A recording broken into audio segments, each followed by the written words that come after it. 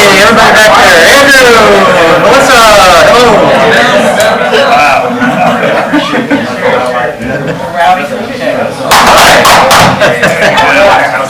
There is a fly up here somewhere. Welcome everybody here. We're going to go ahead and call to order and get this meeting going. We have several important items on our agenda today that require some good discussion. So with that, we are going to go ahead and ask for a motion to adopt our agenda. Is there a second? Motion and second to adopt our agenda. All in favor say aye. Aye. All opposed? That motion passes unanimously. All right, our first item is approval of minutes from the July 14th GPC meeting. Are there any additions, corrections, or is there a motion to adopt approve the minutes? Second. Motion and second. All in favor say aye. All opposed? Motion passes unanimously. Okay, first discussion item, open container discussion and direction. This is a follow-up from a meeting we had a few months ago. So Madam Manager, I'll turn it over to you. Thank you, Mr. Mayor.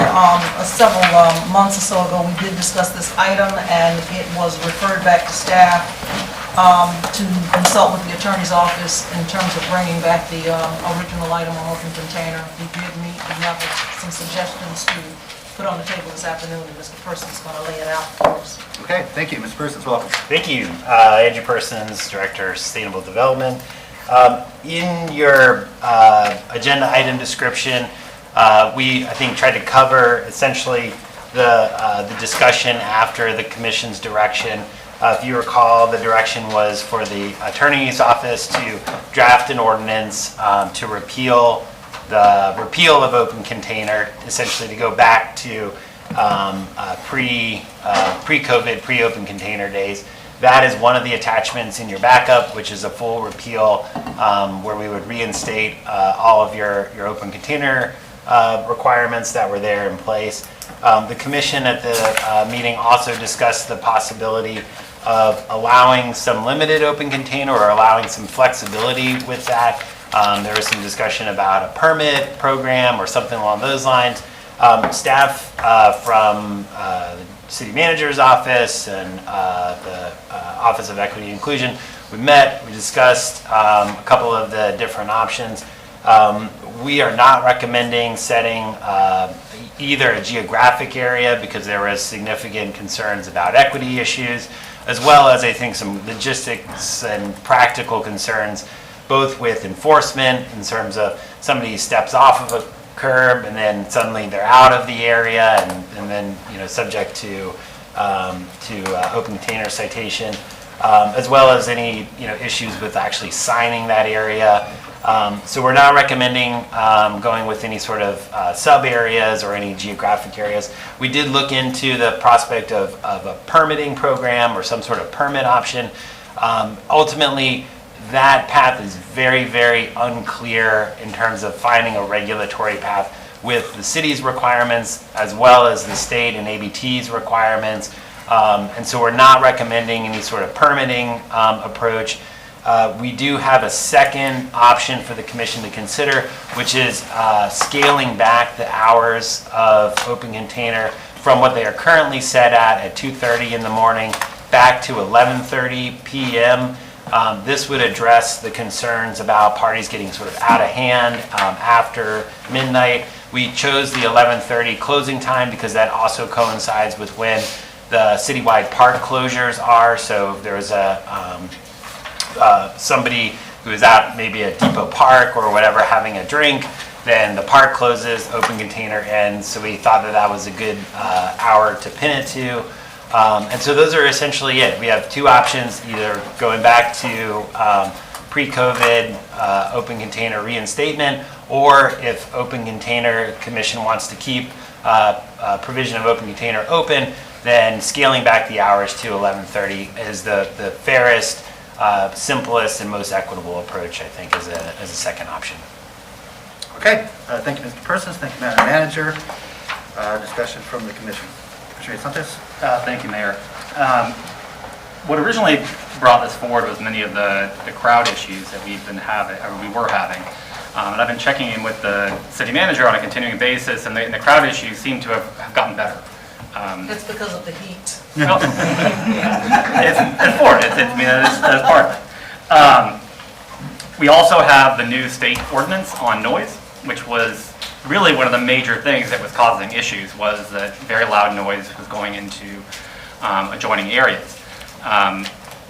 That we've started, I guess not even giving, not enforcing it, but giving, Citations. not the citations, we're giving the Warnings. warnings. We're giving warnings right now, with citations starting to happen, I think, August 1st. I think we should look at, see these other tools that we have to be able to address the issues. The garage issues have been solved. That was one of the major things. We've dealt with that. So I think a lot of the major issues have been addressed. I think also looking at this ordinance, the portion about kind of the downtown events and having fencing around it, I don't think for the Spring Arts Festival, I don't think you'd be able to have like a glass of wine or a beer, because you'd have to build these fences and things like that too. So it's not just 11:30 this thing adds. It adds a bunch of other restrictions of putting 4-foot fences up and all these other things that I think should not be a part of the ordinance if the commission does want to move forward with changing the time. As far as 11:30, I think if the commission wanted to change the time, I think 2 a.m. would make more sense. That's when bars can't sell. That's when everyone else can't sell. Everyone knows in our city that 2 a.m. is when alcohol stops being able to sell. I think if you asked our city residents what time the parks close, I think probably only 1% or 2% would know that, even less, probably that parks close at 11:30. So I think that would be a more reasonable time. Thank you, Mayor. Okay, thanks. Good. Thank you, Mr. Mayor. And thank you, Andrew, and everyone else who worked on it, including legal. So I don't dislike the time. I think it's the simplest and most objective way to kind of figure out an alternative. I don't mind 11 and coinciding with parks closing. I would argue maybe 11, because last call is usually a little before the bar closes. It should be a little before the park closes. I don't want anyone chugging something and saying, I'm going to go drive home. But I think 11:30 is, maybe it's just me, but what are you doing out past that hour anyway? Sleeping on the couch if it's me. Yeah, like, go home, it's 11:30. But I think 11:30 is fair enough to give that economic benefit to the businesses who were kind of deriving some benefit from it. Most of them were enjoying kind of that outside dining opportunity, or even going to parks and being able to sell nearby.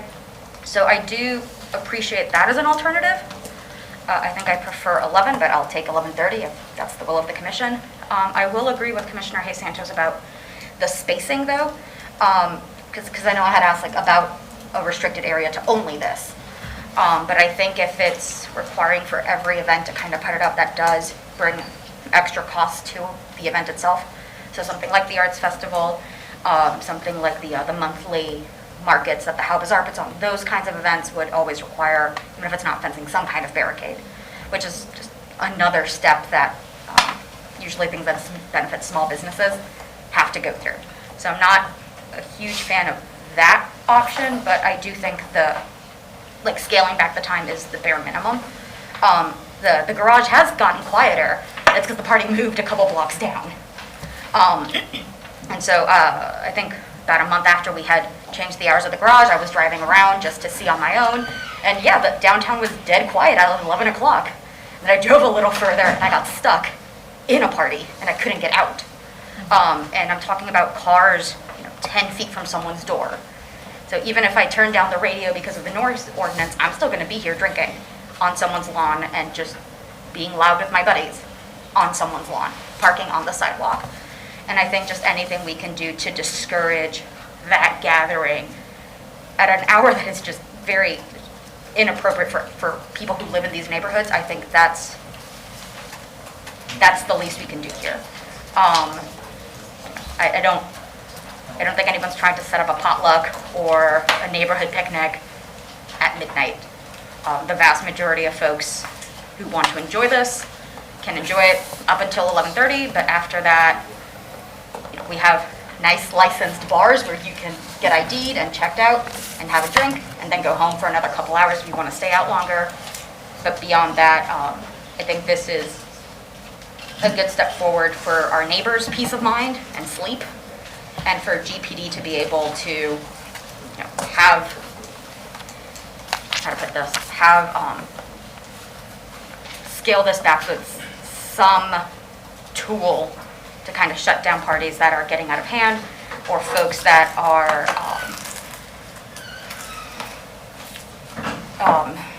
setting up impromptu parties in neighborhood areas. They're not from there. They're just setting up there because they can't park in the garage. So I think this gives a tool to GPD, it gives some peace of mind to our neighbors, and it then frees up GPD to do their job the rest of the night. So I'm good moving forward with this, and we remove the special event permit restricting portion. And I'm trying to find what part that is, and I know it's the one with the map, but I can't remember what page it is. Mr. Mayor? Page 6, I think? If I may, yeah, I think, so, I think a couple of things. The alcohol permit section of the ordinance, that was struck through when this was repealed. And I don't think we have any issue with striking that out. We'd still have the ability as the city to impose permit conditions separately from the ordinance, so I don't think that there's anything that we're sort of losing by striking that out. And then the sort of next steps, depending on commission direction, we would still need to bring back the ordinance at a regular hearing for any revisions, if that's the will of the commission. So there would be still time to make any changes to that. Thank you, Mr. Mayor. Okay, thank you. Anybody else? Dave? Yeah, I just have some questions. So if the commission decides to reinstate this ordinance, what is the effect going to be on the streetery program? Andrew? So essentially, we have several businesses that are within the streetery area. Right now, because we don't have open container laws, essentially anyone who is, getting served in those locations can, take their drink and, walk around anywhere essentially. One potential, sort of weird outcome if the commission were to reinstate, the full open container law again, those businesses may have their outdoor area where they're allowed to serve in where the customers are sitting, but they would actually have to extend that through their ABT permit to include that. So you could end up with this weird situation where you have a business with outdoor seating, which is perfectly allowed, somebody, having a drink, but they can't walk outside of that area, even though if we kept the streetery in place, the whole road would be closed. It would be a very weird situation for a patron to come and be like, well, I gotta stay within this imaginary line. I can't walk, out here where the city's closed the street essentially because now I'm in violation of the law. So it would be a little bit weird if we did one thing and then kept the streetery in place. Yeah, thank you for that. That is sort of what I expected to hear, because the whole problem with the ordinance in the first place has been selective enforcement. All the discretion is upon the responding officers. The officers get to decide whether or not they're going to enforce this law, whether they're going to ticket someone. And my concern is if we go down the path of permitting, if we go down the path of it's okay in some places and not some others, I mean, from what I've heard from the commission, it sounds like we're trying to curb certain behavior, but it sounds as though we are risking people who are just trying to make our downtown a better place. And this commission set up the streetery program through the request of businesses to assist them. So I think we're just making things very difficult for downtown. I think this would be a step backwards. I think it would be a mistake. And I really don't want to see the commission move forward on this. I think y'all's heart is in the right place. Y'all want to address the issue of overcrowding, of noise, of folks who can't handle their fair share. But, those issues existed long before we repealed the open container ordinance. And so, I think this is just a step that is unnecessary. It's not going to solve the issues that you're trying to solve. You're going to continue to receive these complaints. You're going to continue to see these issues. And on top of it, you're going to be penalizing the folks downtown who have been trying really, really hard to revitalize a space that basically went dead during quarantine. So we really have to, I really want us to at least not give direction to bring back an ordinance, because I don't think we've addressed that issue well enough of what are we going to do about the businesses who have been benefiting from the repeal, and how it's revitalized our downtown and how much attention we're paying to downtown now. So like I said, I think y'all's hearts are in the right place, but I don't think this is really going to actually address the issue. I've not seen evidence that it will. Thank you. Thank you. Commissioner Chestnut? Thank you, Mr. Mayor.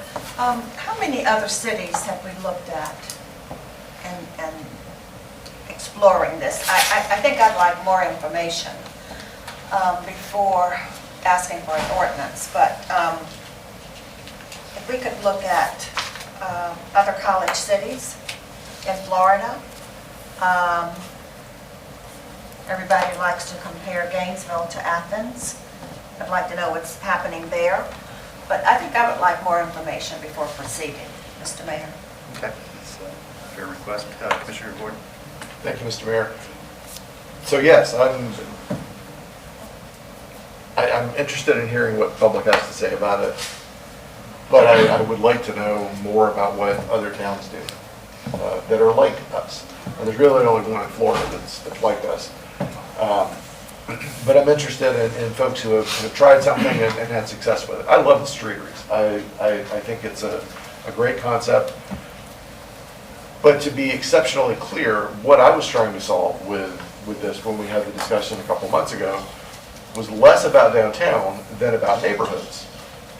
Because we have had significant problems in neighborhoods that maybe it was coincidental, but the real issues started when we repealed public container. So that's my greater concern. The question is, how do we solve that and make downtown and maintain the streeteries downtown? That's my question. That's what I'm looking to solve. It's about the neighborhoods because they have experienced significant problems. And maybe they're coincidental, but I don't think they are. So that's what I'm trying to solve and have been trying to solve with this. But yes, getting more information certainly is better. I don't feel at this point like I'm ready to make a recommendation. I wish that I was. I would love to get this moved on and done, but I'm not there right now. I'm really interested in hearing what the public has to say. Thank you. Thank you. Commissioner Walker? Thank you so much, Mr. Mayor. So like many of my colleagues, I'm not ready to make a decision or a recommendation today either. And very much concerned about the neighborhoods, but I also want to make it very clear that I am also concerned about the public safety issue. I'm concerned about the police department. The police department that told us at the very beginning when we started having these conversations recently that they are already overburdened and unfortunately understaffed. And if I think we look at when this was first brought, unfortunately we have even fewer police officers now than we did then. So I'm hoping that we won't make a decision today and that whatever conversations, hopefully more conversations will ensue in the future that not only include the community but also that include the police department. Because at the end of the day, whatever happens in terms of enforcement is going to depend on them and the resources that they have. I don't want to put our community or our police department in harm's way with anything or in any way. And I think that their voice is essential in terms of helping us chart a path forward with whatever we do. Whether it is moving forward with some variation of this, which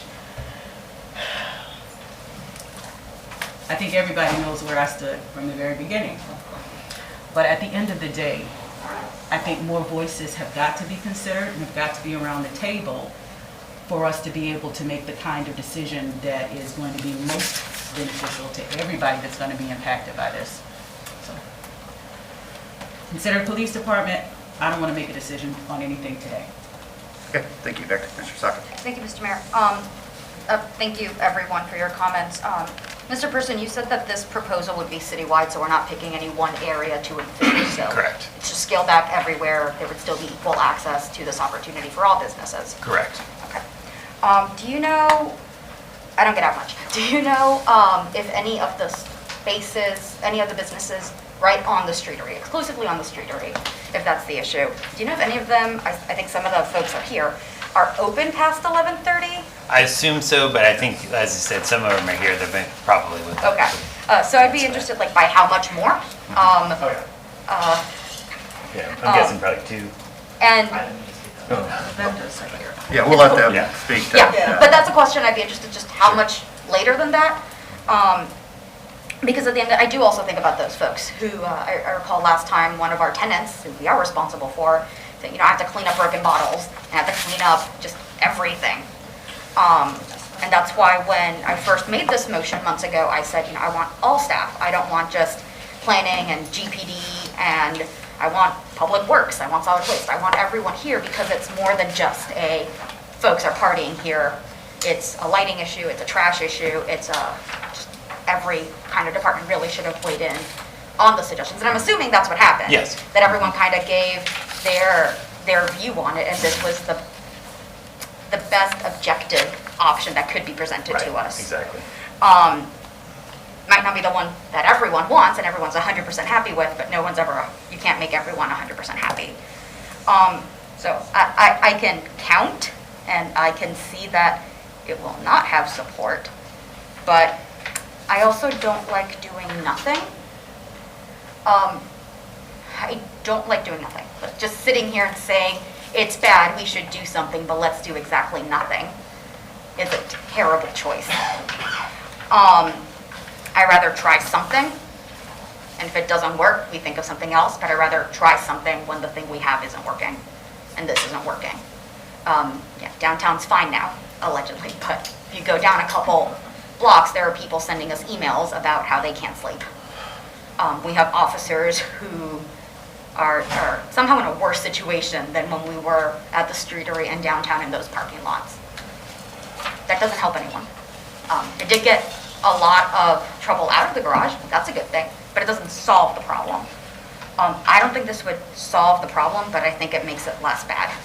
I think it discourages a lot of, the later party. I think it discourages noise and broken bottles and parties outside of a random family's home at 2 in the morning.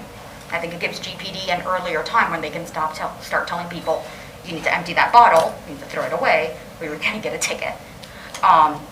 It gives them a better tool for that. So I think this is better than nothing. I think it's better than what we have now. I love the concept of folks being able to go out and enjoy it, but I don't think we can keep it how it is right now. I do want to still hear from folks, but I think right now, given the problems we've been facing, scaling it back in time is the least we can do to kind of help GPD and our neighbors without harming our businesses too much, if at all. I want to say, like, a lot of places will be closed by 11:30 on a Tuesday. I don't know who's open past 11:30 serving alcohol on a Tuesday. But I don't go out, so I don't know. But I am interested in hearing from folks, but I would have been comfortable, but I don't think I'd have a second here, so once you give your comments, Mr. Mayor, if you're okay listening to the public before any motions are made. Thank you, Mr. Mayor. Ms. Chesney? Thank you. I'd like to hear more from Commissioner Ariola on the streeteries, your thoughts there, and then I have a question. Just sort of in general. I can wax poetic about it all day. Well, I don't want you to wax poetically all day. I mean, I think they've been a great success. I think that I talked to a business owner who said that 80% of his business is now outside because of the streetery program.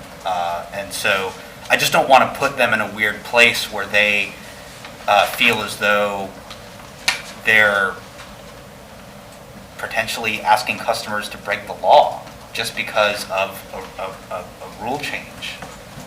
So in the long run, I'd like to see the streeteries become permanent downtown. I'd like us to have more streeteries throughout all downtown. And if we have a difficult understanding between businesses, employees, and customers about where you can legally be holding an alcoholic beverage of any kind, I just think that puts us in a really, I think that puts them in a difficult place. I think it puts us in a difficult place in explaining it. I mean, you heard our own staff said, oh, this is sort of a weird area. I don't want that. I don't want this is a weird area to be the official statement of the city of Gainesville. So I think that we have work to do. Like I said, I think that there is, I suggested we, prohibit containers in parking garages and parking lots. I think there are things that we can do that can curb some of the negative behavior that I'm hearing from the commission, from the community. But I don't think the solution is to just reinstate it. I think if we take no action today, so what is exactly in place if we take no action today? Essentially, exactly as it is today, where there's no change. I did want to mention just about the streetery. That's one There will be a discussion on your August 4th meeting in the morning on the streetery specifically. Okay. And Commissioner, even if we did take action today, there would not be a change for Correct. at least 6 weeks. Okay. Because we need to, it's an ordinance, it's first and second reading, we've got a recess in there. So, I mean, Okay. Well. nothing would change today. Nothing would change today. Yes. I like Commissioner Duncan Walker's recommendation, and that is to bring the police and our staff and bring the vendors together. Again, perhaps if they've been together, but bring them back together so we can hear from them as to what they think is best. And I really want information from college towns. Really like to see that, and I'll make a motion for that. I'd like to make a motion on that, and getting that information. Okay, So, Mr. Mayor, the only component that we really have not included here would be the vendors. The police department has been a core part of that, of course, along with the city attorney's office and Mr. Libby. So we would just need to bring the vendors in to just kind of form this out more. okay, Yeah. thank you. I want to see that. Very Thank good, you. thank you. Commissioner Sanchez. Thank you, Mayor. So one of the things that kind of brought up with the police department was they needed tools to deal with these issues. And the city, you're saying the city hasn't done anything, and we're taking no action, but we have. We have new cleanup. We have cleanup 7 days a week now. That wasn't there before. We have a new state law on noise ordinance. You can't be loud more than 25 feet in a car. That's a very big difference in a law. And we've only been giving warnings for 28 days now, and we'll start enforcing it in a couple days. I think Commissioner Earl brought up, we should look at all these different tools we have. Let's exhaust these other tools before we take more drastic action. And I think the noise ordinance that's a very, very strong noise ordinance that will, I think, significantly make it better. People will not have loud parties and loud driving around neighborhoods with that ordinance. I'll let you know when school starts. Yeah, and I mean, it's 25, well, people could do it in the house, but not the driving around, which has been the issue. And we have been having these issues before. I mean, before this, one of the constant complaints was loud parties and driving around throughout the city. When I was in college, I remember going to lots of parties in neighborhoods and causing a lot of, it was not nice. But we didn't have the ordinance, and we didn't have open container down in areas and stuff like that. And we would have gone downtown instead of going to a party if we had that. The busiest our downtown is at 11:30, 12, 1 o'clock at night. There are thousands of people there. It is way busier than any time we have during the day. Well, I mean, that's our downtown. I don't think that's a problem. That's our downtown. I mean, we have thousands of people in our city who want to partake, and they want to have fun in different ways. And that's the city that we are when the university moved here. I mean, we're not the villages. We are, and I think that what comes of that is If you've never been to the village, they do party hard. they I'm sorry. I take do that back. party, probably more than we do. But that's not our jurisdiction, so. We get some information back on the villages. And so, to Commissioner Ariela's point on downtown and supporting our downtown does compete with other areas of the city. And one of those areas is Celebration Point, which is seeing a lot of usage, and a lot of the people who would have come downtown are now going there from the west. They allow open container there throughout the area. And so we are competing. So by not having the same kind of things in both places, we make our downtown at a disadvantage. So I think we need to look at all things and just in terms of that. Thank you, Mayor. Harvey? Thank you, Mr. Mayor. So what we're doing here is talking about 5 or 6 different issues, as if they're all one thing, and they're not one thing. We're talking about downtown management, and we absolutely need to think of downtown separately, because downtown is not the same as every other neighborhood in Gainesville. And it needs different resources and different thinking on it. What we're not talking enough about is how any of this affects neighborhoods. Maybe the noise ordinance, the noise statute will change things. I'm not sure that the level of strictness of that statute continues to stand up, but we'll see. We'll see where that goes over time. We know that what happens downtown in Gainesville in July is entirely different from what happens in Gainesville starting in September, late August. So we're going to see some different behaviors soon enough. I am, again, I think I said before today, I enjoy the streetery. One of the streeteries has been, I think, very successful. One has been successful for one business and has gotten complaints from neighbors. So they're not all created equal. You know, each one needs to be thought about a little differently. So that's a whole other thing that we're going to talk about next week. And I think that's a really useful discussion. And it's part of, it affects what we're talking about here, but it's not all of what we're talking about here. So yes, I support going to find more information, and I really do want to hear what bar and restaurant owners have to say about the things that are before us now and potentially on the table before we take action. So, but let's be careful about trying to solve every issue with an open container ordinance, because they're not all the same thing. Mr. Mayor, it is a good opportunity to plug. Not only will you talk about streetery on the 4th, you'll also be talking about the final adoption of your downtown strategic plan, which also, Right. to Commissioner Ward's point, also ties a lot of these things in together as well. Yeah, I think next week is probably the right time to have the discussion, because we're talking about, and we'll have information in front of us on so many more things, rather than moving this forward today and then next week saying, oh yeah, I wish we had taken action on that last week when we're talking about everything today. Just something to consider. I also, while we are talking briefly about streeteries, we need to make some decisions on what we're going to do with that, because we got to about 80% and said this is good enough and left it there for 2.5 years. If we're going to commit to streeteries, let's commit to streeteries and not these big traffic barriers that look like a war zone unnecessarily.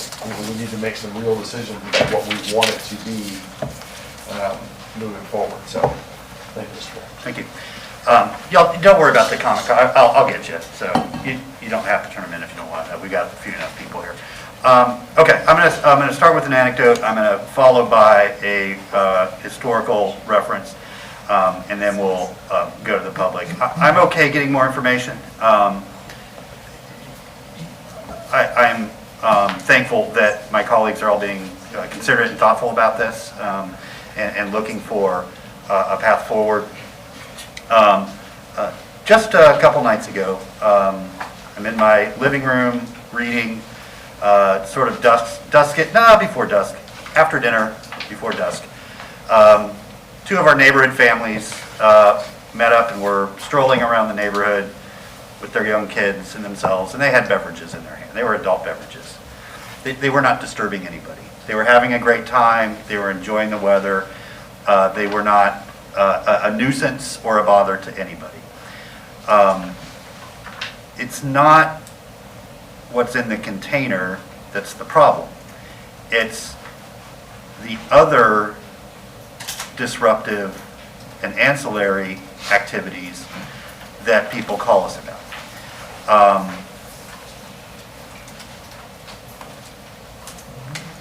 Going back to some of the issues that Commissioner Sacco cited, like people parking on sidewalks. We shouldn't allow that anywhere ever. It drives me nuts. Chief, you've had an exciting first week. Congratulations, by the way. Between your wonderful ceremony on Monday and then the Police Review Council and now this, you're starting off with full gusto, and we appreciate that. Noise should not be tolerated where it's disturbing other people. It's, when I used to teach, when we get into, constitutional law and First Amendment rights, it's the old, fist in the nose. My right to extend my fist ends where your nose begins, right?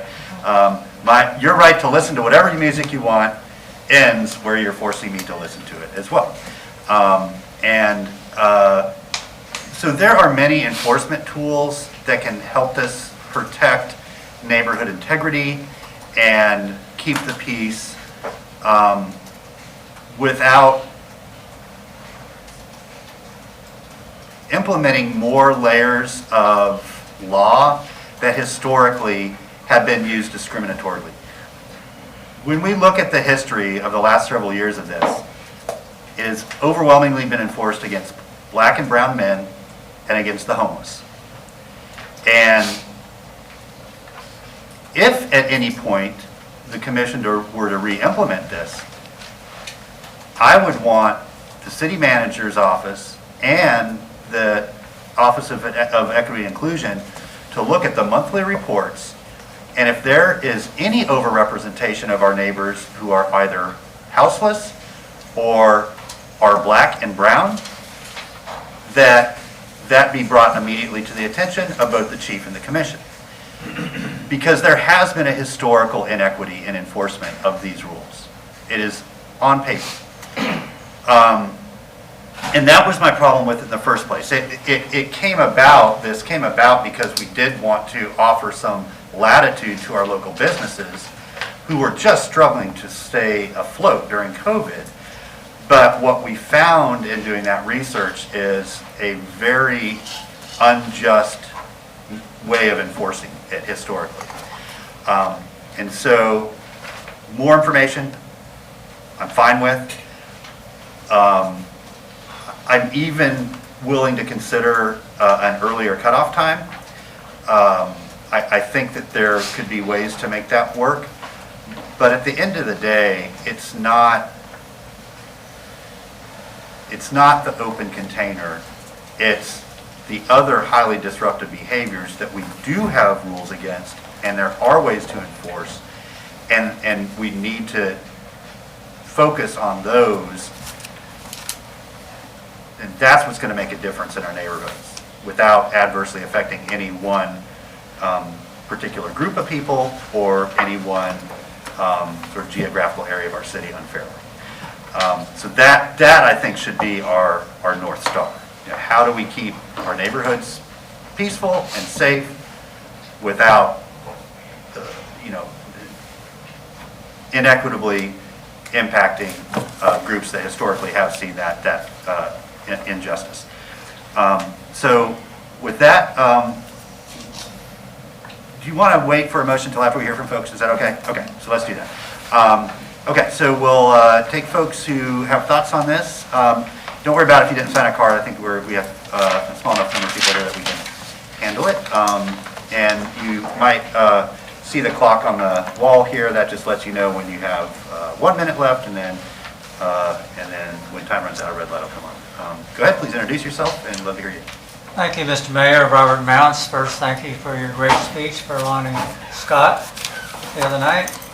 And thank you, Commissioner Sacco, for raising this issue and for taking the time to go downtown yourself late at night and see what takes place. That was very encouraging to a lot of folks. I think it's a step in the right direction to cut it back to some hour before midnight, although midnight actually could be easier for folks to remember. but it doesn't solve the whole problem. As you probably know, I've got 43 years experience either in the military, in JAG, in OSI, or as an international relations advisor to forces in Korea, dealing with young people between the age of 18 and 25, where the big problem is, particularly as late night when it gets later at night, and particularly after midnight. And so the real problem to me is dealing with that age group. It's not dealing with your neighbors, Mayor Poe, who are obviously over 30. It's not dealing even with Commissioner Hayes Santos' neighbors, who are in 30-something neighborhood. It's the people under 25. Insurance companies know that. That's why their rates are higher. So to me, one possible solution is to frankly say anybody under 25 is subject to the open container ordinance. That's one way to do it. I also don't think it should threaten the streeteries. I think when you have a defined space like that the innkeepers and the bar owners kind of manage and control, they still have the responsibility and liability in the event there's a problem. And when you have a streetery, it's kind of a defined area, I don't see a problem with that. Shouldn't threaten that. But I've also been authorized by Abe Goldman, who is the current president of the University Park Neighborhood Association, to tell you this. We continue to be affected by larger, louder, and more dangerous alcohol-fueled parties, which include underage and excessive drinking by young people, with hazards both to the partygoers and neighborhood residents. In the absence of any geographic limits to the permissive open container policy, the options available to police to try to manage the scale and impacts of these events is unduly restricted. A slightly shorter time frame might be helpful for downtown areas, but only minimally mitigates the potential duration, but not the scale, number, and frequency of the increasingly disruptive events we've recently experienced and expect to proliferate this fall and beyond in University Park. So I appreciate Commissioner Ward now expressing concern for the neighborhoods. You've been out on the campaign trail, you've heard the people. I regret the original decision back in August a year ago to limit it to just between 2:30 and 7 o'clock. Thank you, Mr. President.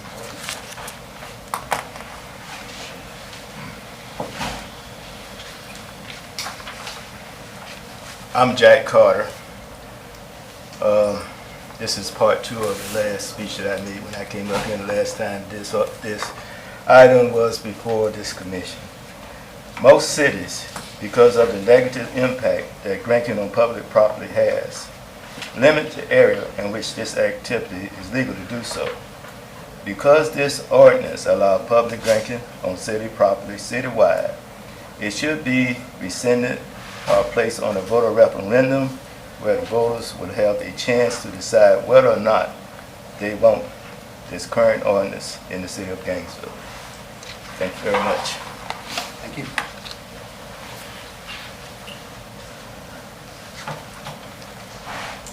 Hi, Tana Silva. I was actually going to speak on this, but I'm here. And I want to because in the beginning, my big concern was the pressure that already is on young people growing up in this city to party, and party means more and more, drinking and whatever else activities. And, rescinding the open container ordinance, I think one of the commissioners, maybe Commissioner Ariola said, word was out all over the place, come to Gainesville and party. And that decision to rescind the open container makes that even worse. As far as selective enforcement, I can tell you many, many stories of selective enforcement against Black people in this city, right in front of my house, including. And one of them was many years ago, off of Fifth Avenue, a man was telling me that he was sitting on his porch drinking a beer, and a cop came up and told him to get back in his house if he was going to drink a beer on his own front porch. And at the same time, right down the street, a block away, was a party, a keg party of, probably lots of underage people who were not Black. And, you want stories about that, I think Robert Mounts is completely correct. Mayor Poe, you and your neighbors are not in any danger of selective enforcement of somebody walking down the street with a beard. Well, okay, have it your way, as you usually do. But anyway, the pressure on the youth in this town is bad enough already, and we're seeing a lot of repercussions of that with the disturbances of the past couple of years. The effect on the streeteries should not be a concern. Before the ordinance was rescinded, there was outdoor drinking in front of the businesses, the very few businesses who have, sidewalk presence.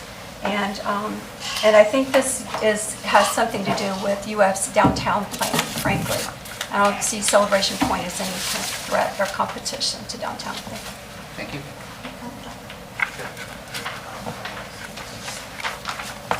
What I want to talk about takes more than 3 minutes, but I'm trying.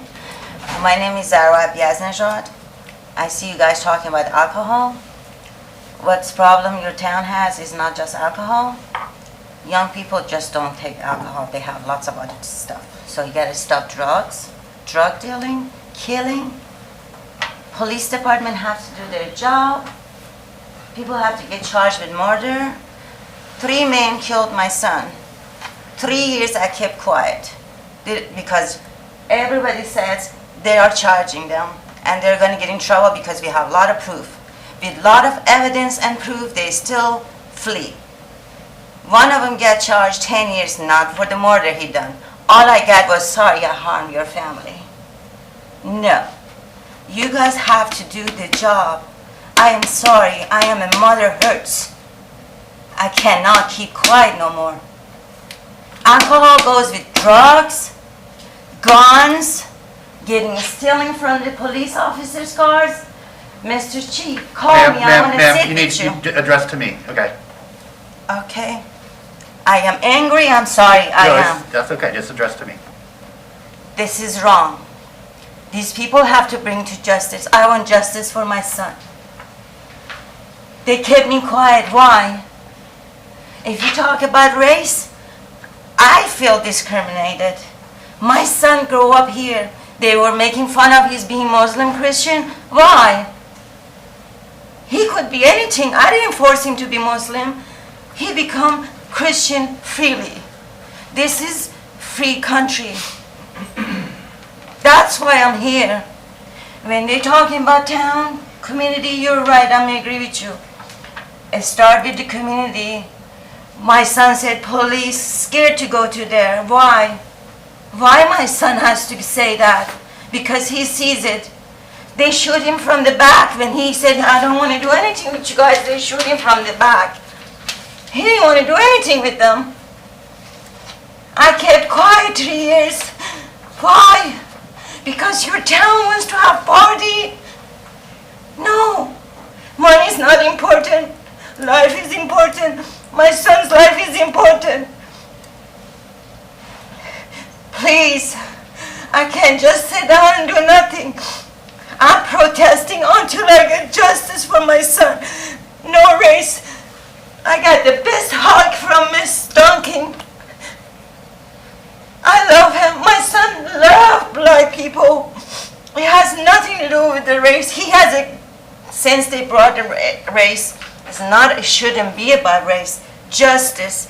3 men killed my son, happened to be black, but they have to be justice. Ma'am, thank you. I'm so terribly sorry about your. Sorry, it doesn't work, Mr. Mayor. I want action. I understand, and we can't do anything about that particular situation today. I know, but I never seen in your meeting be discussion about killing, Yes, ma'am. gun violence. Thank you. Safety is same. I lost my son's life. Thank you, ma'am. I'm terribly sorry about that. I really am. And we will be talking Can I have about- answer? What happened if happened to you guys? What would you do? Yes, ma'am. Thank you. I don't know the answer to that. I really don't. That's a terrible situation. But Let someone handle it who knows the answer. Federal told me to come here and tell you guys, watch the law, Thank make you. the law, because you Thank guys make the law. Thank you. Thank you so much. Federal department told me to come address it to you guys. Thank you. Okay, and we will. Thank you so much. Appreciate that. Thank you for being here and telling us about that tragic story. Would anybody else like to speak on this particular issue? I'm Danny Hughes. I own Lucy's Downtown. I was heavily involved in the streetery program. As far as I know, I'm the first person that said out loud, let's repeal open container in a meeting. And I'm also going to predicate all of my statements on, ma'am, I don't know your story, and none of this is intended. I don't know anything about what happened to you and your son. And I don't mean to. I just want her to understand that everything I'm saying is not reflective of anything she just said. Thank you. I think that's appropriate because that was very emotional. And the overarching idea that the behavior of drinking for the utilitarian factor of getting intoxicated has to be retired. I've been saying this for 3 years. 2.5 years, since we started doing this streetery outdoor drinking in open container, I've been talking about this. The culture has drastically changed. We don't pile in bars and pile on shots of whiskey anymore. We have incredible cocktail bars. We have incredible restaurants in this town. We have great wine programs. It is more than just piling 80 proof alcohol down your throat to get drunk. There's a much larger culture around this, and I think that generally speaking, we need to, like, as a group, wrap our heads around that. I think that we've heard a lot about enforcement. I've been hearing about enforcement since the parking garage kind of exploded one night, but I don't see how, if we can't enforce one law, how making more ordinances makes ordinance any simpler. And I know that I brought this up before, and I know that other folks have said there's more to it, and I'd like to hear it. I've been a little bit out of the loop. I've been sick. I had COVID. Restaurants are busy, so I'm trying to kind of catching up. Equity, I heard a lot about equity, and I've heard a lot about equity since this conversation started with streetery back in 2020 in April, I believe it was. And repealing open container for us means that to remain equitable, that the street closures in Midtown and open container and during game days would have to go away if you want to talk about fairness and equity. And I think that's something that I brought up many times. I've gotten some blank stares a couple times. I don't know what the answer is there, but it's something that I think is important. The time limits on it, I don't know. I mean, we're open until midnight most nights. Sometimes we're open until 1. Our neighbors are open until 2. Sometimes we close at 11. We're allowed to stay open until 2. We don't do that because our clientele leaves at 11:30 or 12. How this affects everyone, there's other people in this room that have other establishments that are open later than mine, and it might affect theirs wildly different. And brought it up, we got 80% of the way there. Instead of trying to commission a committee and a group to vote on things and allocate a budget, just let us finish the street. I'll do it. You just have to tell me it's okay for me to do it. I've asked to paint those barricades a number of times, I've been told no. Part of the situation is beautification, but the real issue, I think, when you're talking about what we're doing and why we're doing it here is not what, but who. And I think that's been brought up a few times. I'm going to try not to go too far, but it's about who. Yeah, and alcohol's not a problem because I don't have a problem with alcohol. My business doesn't have a problem outside. About it, yeah. So, but thank you. I mean, you've been very actively engaged in this from the beginning. So thank you. How you doing? My name's Eric Zika. I've been a downtown business owner, Midtown, I've been involved in everything for the last 20 years or so. I was heavily involved in the streetery program, like Mr. Hughes and everyone else actually created the logo, everything along those lines. So we came up with this, and I just have a point about the whole police. If it's so understaffed right now and it actually does get eradicated and go away, how do they think they're going to actually police people walking around and not knowing that? So that's one point. It's going to become extremely difficult to police that. Number two, I kind of have a proposal that might work. We're solving everyone's problems. Of course, it's not going to be everyone, but of the majority that I think would work well. Cities all over the country, they have designated entertainment districts, especially ones that have adopted open container. So downtown, midtown, wherever retail, you can designate those areas. It would be really easy to do so. And then we are very used to all the bars doing, excuse me, we do last call at 1:45, 1:30. We're used to making everyone have to throw their drinks away and get them out. So we could do, for all those entertainment districts, 1:30, 1:45, whatever you want to do, that's no problem. And then for neighborhoods, to Mr. Post's point, I live in Hale Plantation. I go on a walk with my son and daughter and my wife. We enjoy having a beer, whatever it may be. Make that 11:30 everywhere else. Like, it'd be extremely easy, it'd be fair for everyone, and I don't know. I just think that is that could potentially help. Obviously, it's a whole different proposal, but it's something to think about. And then also, with the whole COVID thing, I mean, who knows when that's going to end? It's rampant again. People are getting it all over. So, like, we can't just blindly end everything with all of these issues still up in arms. I mean, we've all lost so much money as it is. That could happen again. We don't know what's going to happen. So I think we just have to, you know, really think about it and make the proper decision for everyone. Thank you. Anybody else? Anybody else for this topic? I do have just real quick, Athens, Georgia and College Station, Texas, both have open container. Thanks. And they're analogous. Thanks, Andy. Yeah, I'll, yeah, I actually have a monthly call with mayors from both those cities as well as a few others, so I can ask them to share their experiences with us. Good. Hi there, Kim Tanzer, and I'm here for the next issue, but I feel compelled to speak. First of all, I'd like to thank Commissioner Sacco for taking on a difficult issue and for being responsive, as I understand it, to our police department, which seems to be stressed to the breaking point for many reasons, not only this reason, but also this reason. I go downtown quite a bit for lunch, for dinner, including to restaurants in the Streetery area, and maybe because I usually leave by 10 o'clock, I very rarely see anyone, not anyone, but very many people. I also attend restaurants and other things in dozens of downtowns throughout the United States. And as you recall, Emiliano's had drinking and eating on the sidewalk across the street for decades. And we have wide sidewalks where the restaurants that are affected downtown are now. So I don't understand why they just can't put tables out on the sidewalks as other places do in other cities. I guess what strikes me about this conversation is how much effort the city is making to clean up after people who are drunk, to protect citizens who are being threatened with violence apparently because of drunkenness and so forth. I know we have a lot of college students. We've always had a lot of college students. I've always lived in college towns, and the degree of, I don't know, contributing to the worst impulses of kids who are in their 20s or now in their 30s or maybe their 40s is really striking here.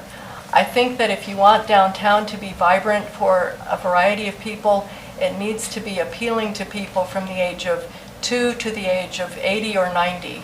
And what you seem to be doing is really cultivating a group of people who come out after 10 o'clock at night and stay until they're too drunk to walk home, I guess, at 2 in the morning or something like that. I hope you'll consider what making a good town looks like. And I travel to a lot of them, as I know many of you do. And the kind of culture that you're creating here is not one I've seen anywhere else before. Thank you. Anybody else?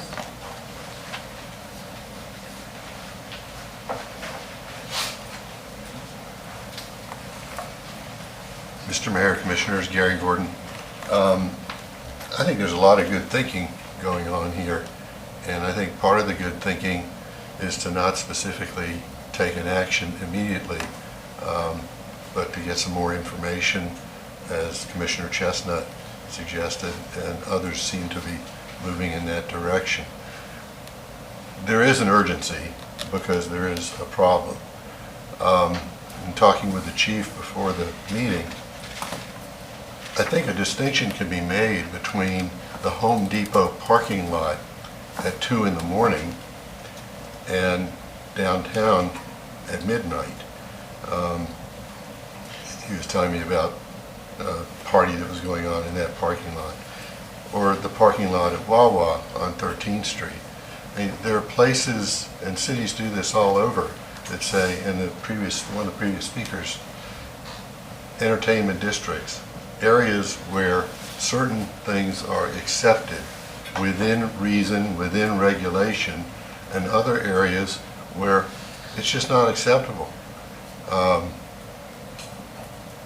I live in a neighborhood that's quiet, but I don't live that far from that Home Depot.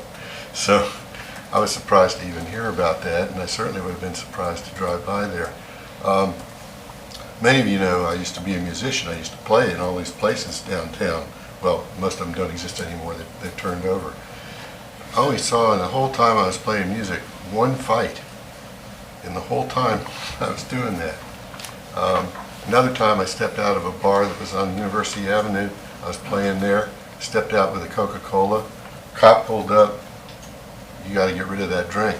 It's Coca-Cola. Pour it out. So I poured it out. You know, there are reasonable regulations that can be enacted. And changing the time to an earlier time in certain areas to match with the park closures, 11:30, as one person suggested, around the community, might be a good idea. Determining certain entertainment districts where it can go a little bit later, but not necessarily until 1:30 or 2 in the morning, that might be reasonable also. I think you've heard a lot of good thinking, and I don't know if I've contributed to it, but it's important that you hear what everybody is saying. The streeteries are very popular, but people want downtown to be safe as well as enjoyable for a certain age group. So keep that all in mind, and maybe something will come back in a couple of weeks and we'll have a better idea. Thank you. Thank you. Anybody else for this topic?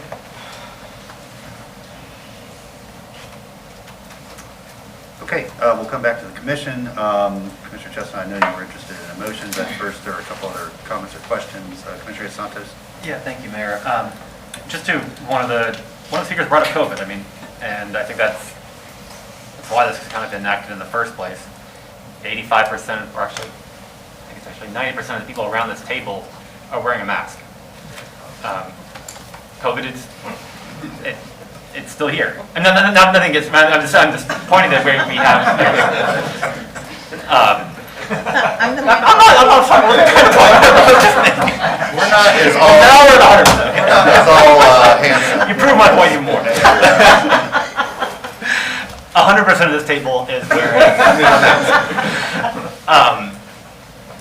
by reducing the hours and lowering it, we will then drive people in. They're still going to go out. They're just going to go inside of tight, enclosed places that a lot of bars have poor ventilation as well.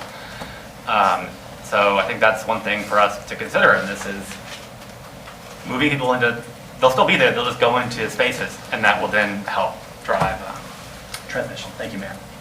Mr. Saka? Thank you, Mr. Mayor. Madam Manager, may I borrow Mr. Persons for a couple questions? Yes. Mr. Persons?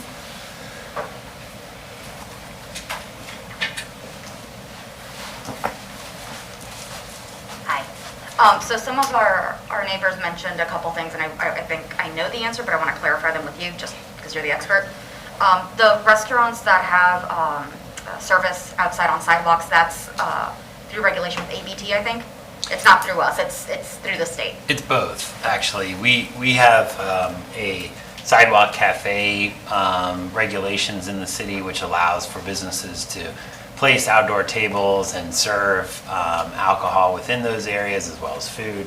That is actually part of their liquor license, either through like a 2 COP, which is beer and wine, or a 4 COP, or if they're a restaurant, there's a vast gamut of alcohol permits that the state issues.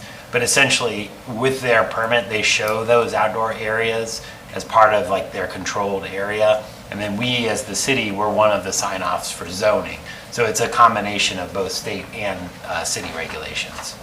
You'd need that liquor license first. We don't just say like, go for it.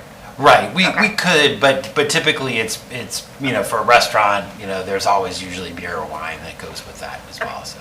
Thank you. And as far as districts, because I know I had brought it up before, I know other places do it, and the reason we didn't go with with one particular district or pockets of districts is because it would give an unfair economic advantage by the city pre-selecting which businesses could have this, I'm going to say economic benefit, as opposed to other businesses. So we are pre-selecting who gets benefit, and that's not equitable. Correct, and that was ultimately, when you set areas, there's both the sort of your winners or losers inside or outside. And then there's also logistical concern about how do you delineate those areas, both from an enforcement standpoint, again, stepping off the curb, you're in trouble, you're on the curb, you're okay, as well as, how do you sign it, how do you essentially police those limits of the area.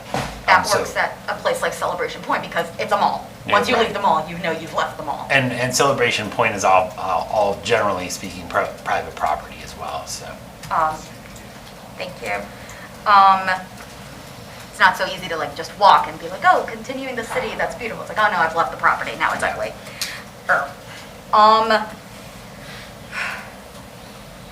Can you tell me just a little bit more about, so I hear my colleagues that want more information. I'm never against more information. I like learning.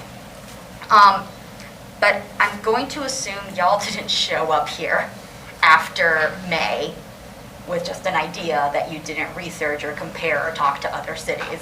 So can you give us some more of that? Because we have the ordinance, we have kind of the, but can you give us the bulk of the body of the actual work you did and the info you already have and did go get? Yeah, before today. We're happy to provide that. I was looking back because I believe like the former city manager had his office do some research in terms of other jurisdictions. There are not a whole ton of jurisdictions in Florida that have it. A few do allow for open container.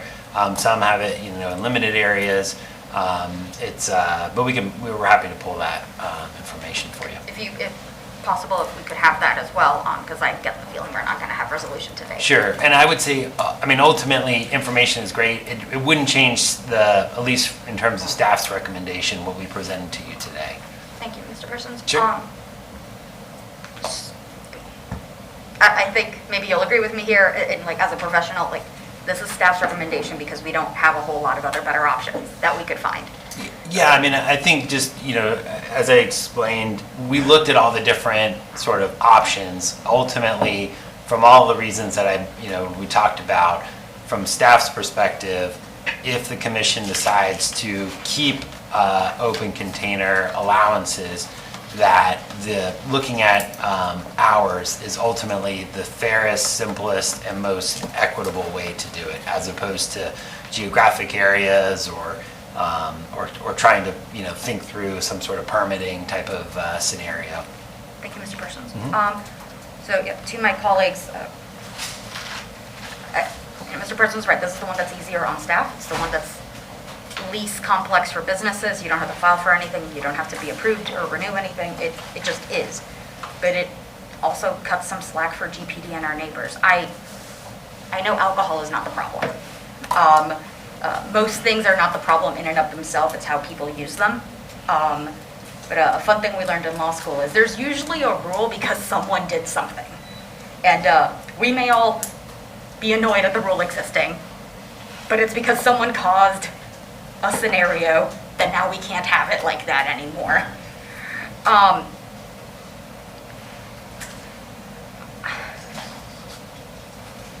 The people who are going to cram themselves into a bar at 1 in the morning are going to cram themselves into a bar in the morning. When I've gone out, these aren't people who go into a bar and then sit outside with their drink. They're bringing their own bottles out of their car and drinking in our neighborhoods.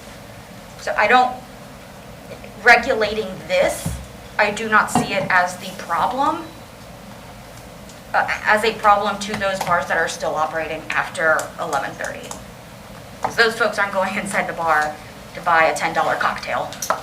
They're holding a bottle that they already brought and are going to enjoy. I wish we could do something today, ideally because, as you said, Mr. Mayor, it would be weeks before anything actually happens.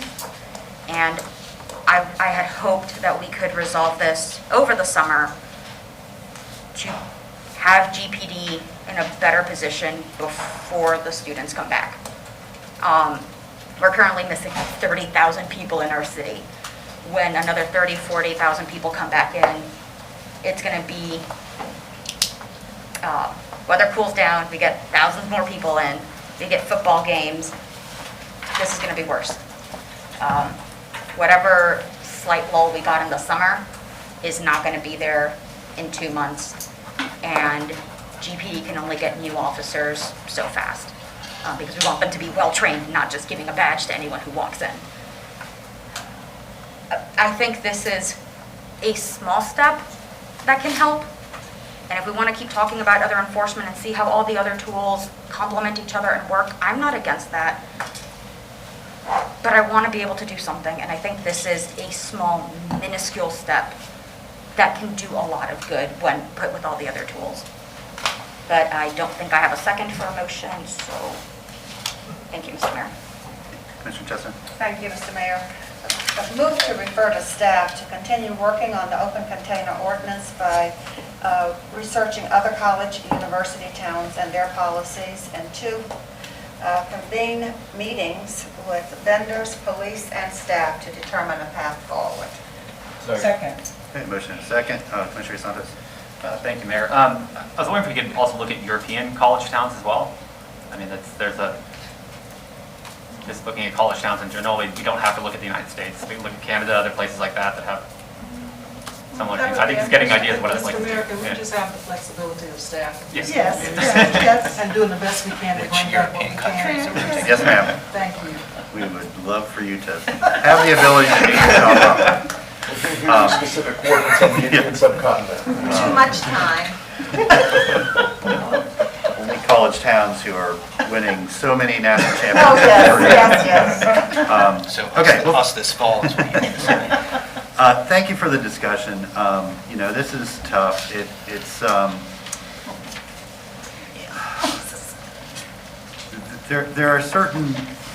There are many things that we all assume are natural and normal because that's the way they have always been. And that's the way we've grown up with them.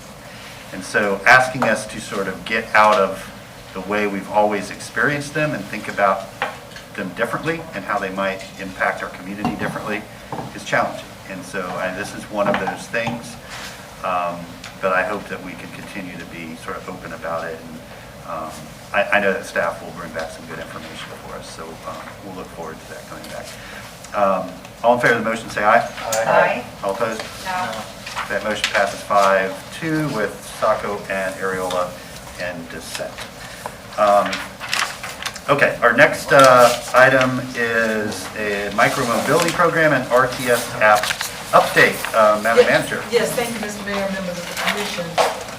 Melissa McCready is here. This is an update on the micromobility program. It has been, I think, in the mix for maybe a year. It started out as a pilot, but it really is moving into a more permanent mode.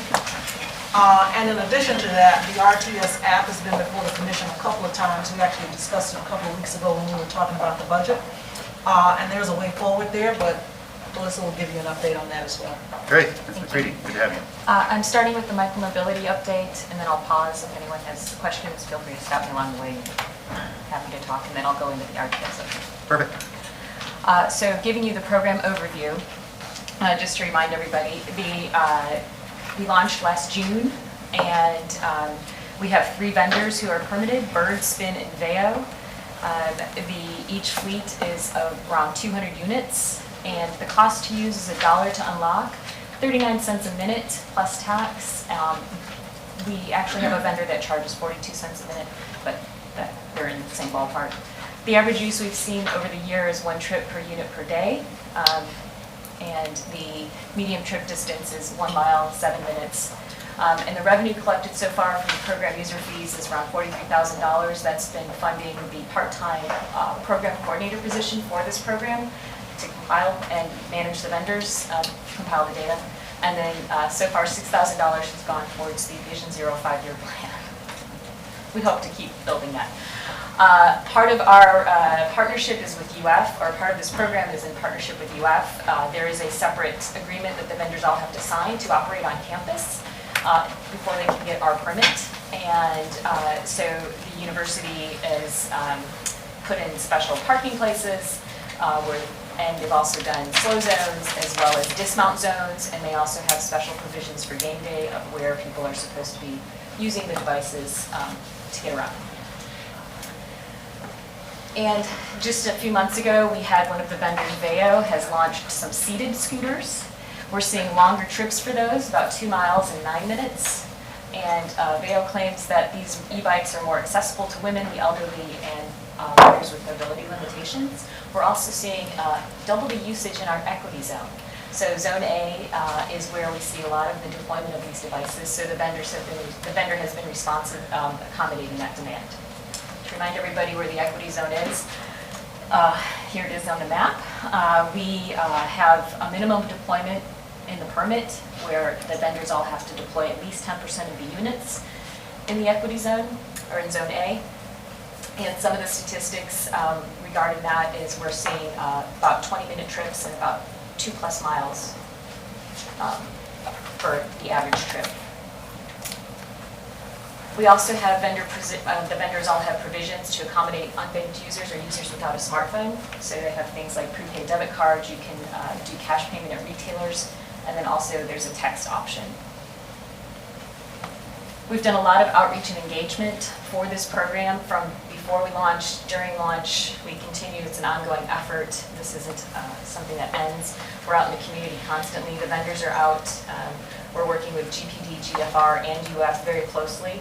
And we do all sorts of, we table at events, we have a user survey, we've got the webpage, so, and we also have input from my GNV. For ridership, there's been a lot of usage over the year, almost 200,000 trips.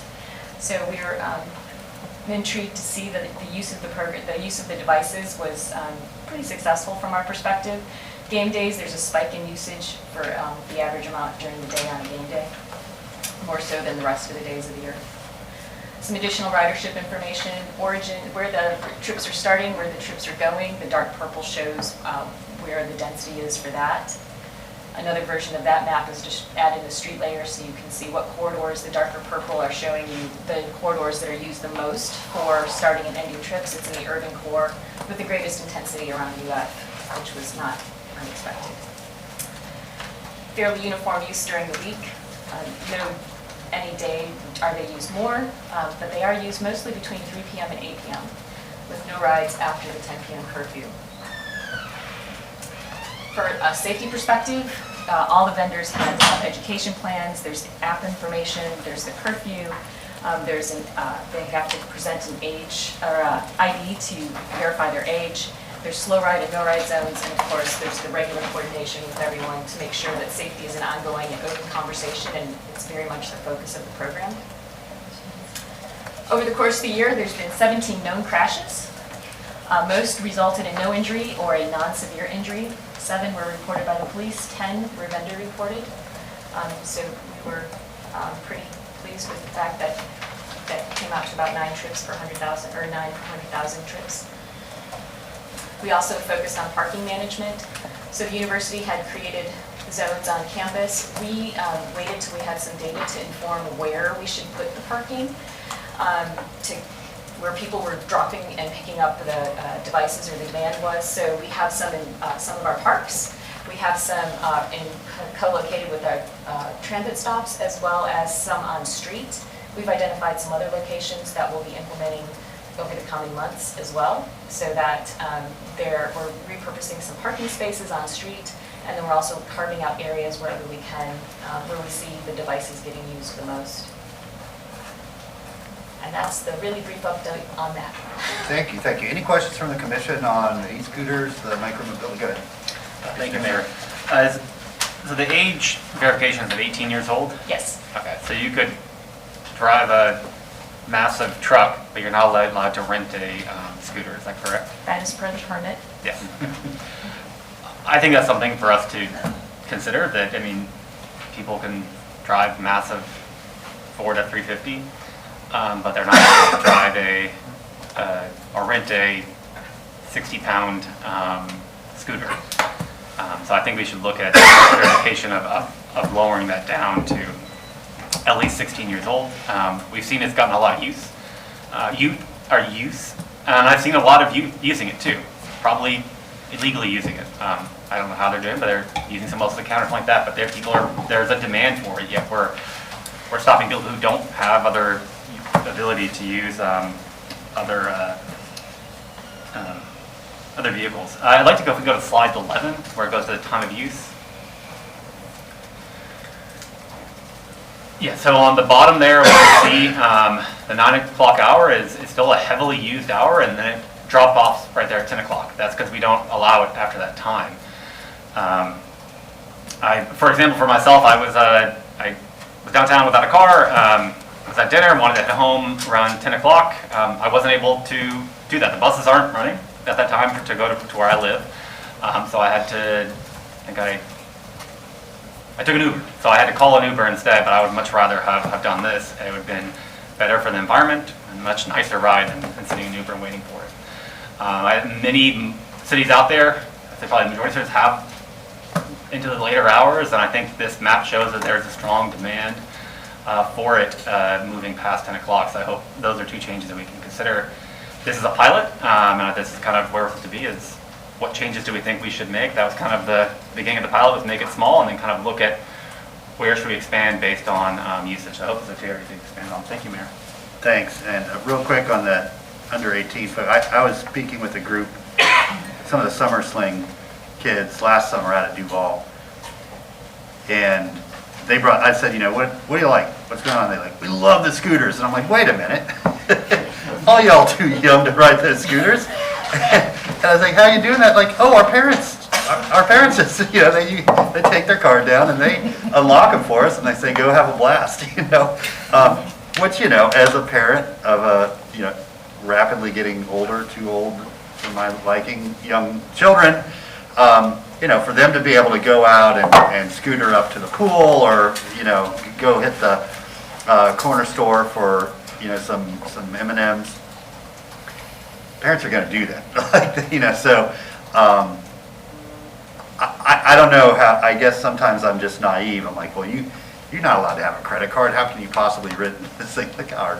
My parent or my grandparent or my uncle or whatever, older brother or sister, went down and swiped it and did it. So it's. I mean, talk about like how much policing do you want to get into? Right. That kind of crosses, a threshold probably. But go ahead, Artie, and now I'll get you next, Commissioner. Thank you, Mr. Mayor. I just wanted to share a quick anecdote. I was about how this meets a need and fits into a gap for our community. I was at an auto store recently getting some work done on my car, and someone came in to drop their car off, had a little conversation with the person at the counter, gave them the keys, and walked back out the door. And my thought was, it's hot outside. I hope that person's not going to walk home, because I didn't see anybody there waiting for them or anything. They just walked out the door.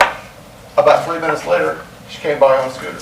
And I thought, that is exactly how this is supposed to work. It's that missing little piece that provides convenience to get you from where you are to where you need to go, as long as it's not a long distance. It's a quick solution to a mobility issue.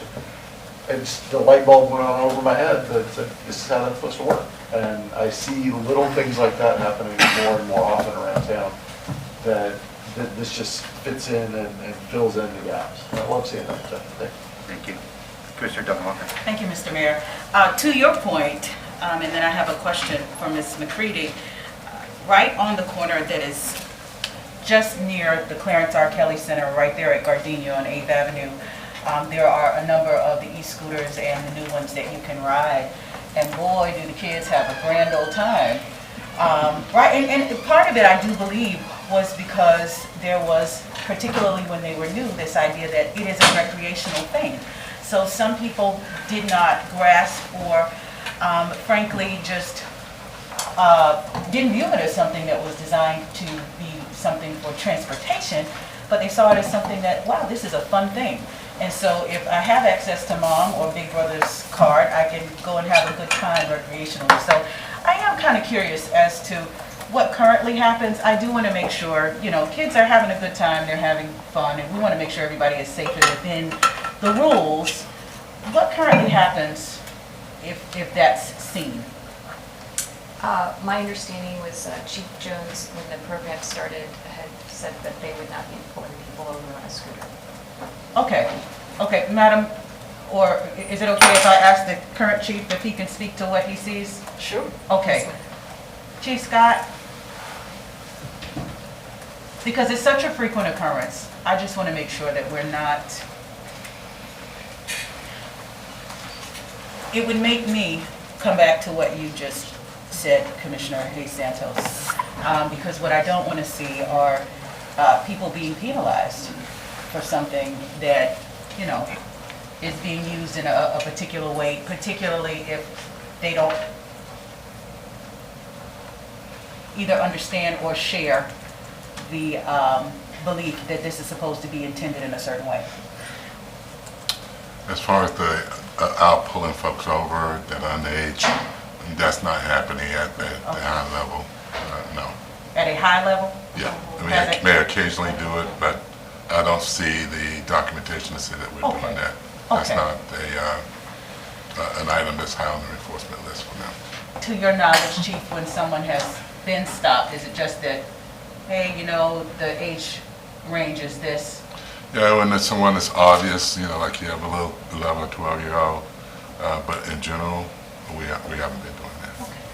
Okay. If that's going to be the rule, I would ask that we find ways to make sure that our neighbors know what that is. And then the other question that I have, Ms. McCready, is, are we collecting any user experience data? I'm just curious. Yes, we have a survey. Okay. We haven't had a huge response rate, but we do have a survey that we have out for riders to take. And how does that get distributed? How do people take It's the through survey? the app. Through the app? Okay, gotcha. And it just pops up every time, or is it something that's kind of like a link on the survey and then they could respond, but it was only like about 60 responses. But is it every time somebody rides? It's on the app? Yeah, I don't know at this point out every time it was a response. I can double check. Can you repeat what? I'm sorry, we did? so it repeats, but we're not sure the frequency. Okay, all right. I'm just curious to know what people are saying. We'll double check. Okay, thank you. Thank you, Mr. Mayor. Thank you. Thank you, Mr. I don't see a problem with lowering the age to 16. Kids can drive cars, might as well. This seems safer than a car. Although I do remember when it was first presented, a comment was made about projectiles, that one had been thrown at some point. So it is less dangerous than a car, but I do remember that was a distinct warning one of the vendors had mentioned. I was a member of the audience and I thought that's maybe not what you bring up as you're about to get approved, but so far we haven't had any of that. People have been great. I remember that first week or two was an adjustment. And it was new. We all like new things. And then we get bored. But otherwise, like, so now it's just being used and not cool. Now it's just functional. So I think it's a great tool. I would like to see the adjustment of the time just a little bit longer. To Commissioner Hayes Santos' point, you know, if people are still using it pretty frequently, I know some folks that get off work. I know some young women who get off work later. You know, if you don't have a car, the bus isn't running, you're going to wait for an Uber, so you're paying a lot more for an Uber. You don't know that person very well. You're going to get a car. You're going to be waiting for it, or you could, you know, kind of get yourself home in about 10, 15 minutes relatively quickly. So if we could kind of extend those hours, if possible, to something reasonable, then I think that would be a good enhancement to kind of tweak it. Do we have any plans moving forward for allowing more units per vendor? In the permit, there is a criteria that the vendors have to meet before they can expand the fleet. What are those? Off the top of my head, they have to have, I believe it's 3 trips per day per unit in order to add devices, because right now we're not seeing enough demand for them to have more devices, which would just add more devices on the street. So I saw that one. I saw the 1 per unit per day. Mm-hmm. And part of my question then is the location of it, because I know we have the data of where they get picked up, where they get left, and then they do get kind of reset in their position. But throughout the day, they're not. Are they?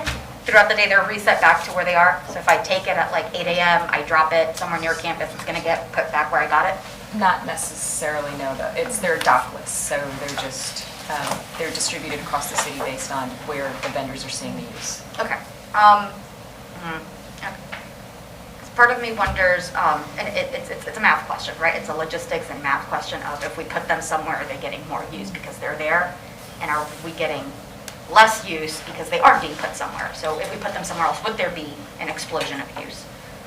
So that's just, it's a theoretical exercise that you can't test until you test it. Well, that's the data that gets looked at is the start and end data. So that's what the vendors are on. They want them to get used as much as possible, so they're putting, it's in their best interest to put them where people are going to use them. And that is something that they're just looking at. Monitoring every day. Okay. Because I do want to see it. I appreciate the kind of tweaks that we've made along the way to get them off the sidewalk. Because that was a mess. So I do really think we've done everything possible to make this successful, so thank you very much for that. And I want to see, move past pilot. That's why I'm asking these of what does it take to move past pilot. This technically isn't a pilot, it's in ordinance, and the permit program exists in code. Okay, so we are full go. Okay, then never mind, I will stop talking. The permits have been renewed, yeah. Thank you, Ms. McCready. Thank you, Mr. Mayor. Thanks. I'm supportive of lowering the age as well. I just like to remind everybody that privately, people just about any age can already get these. There's kids in my neighborhood that are like 8 that have motorized scooters and zip all around, and it's sort of the same thing we talked about on campus. Like campus has strict speed and governors, but if someone brings their own scooter, they're not bound by those sort of artificial fences. So I mean, it's I think it's completely reasonable to allow 16-year-olds to use these. They probably already are, so, but if they're responsible enough, like you said, if they're allowed to drive a F-350, they should be allowed to drive a scooter. And I would be interested, maybe, would the time require ordinance change? Is the time in the ordinance? Yes. It is, okay. And also the university wanted it to be 10 a.m., so I don't know if they'll want to extend it on campus. Yeah, okay. I'd be interested in seeing what the usage would be like between 10 and midnight, but it's a little harder if it's ordinance change. I mean, I guess you could put like an automatic sunset in there, like we try it between now and the end of the calendar year and get the data back. It automatically reverts if no action is taken. But I kind of wish we could do that without ordinance change. It seems like something that's a little overly burdensome. That I wish staff could do that with commission direction. So that might be something to ask the attorney to look into. That I'm thinking even certain times of year, have them later. But anyway, Commissioner Santos, I'll get back to you. Yeah, thank you, Mayor. I'd like to put a motion on the floor. Can we wait till the end of the RTS app? Because there might be things with that as well. Go ahead, Commissioner Ariel.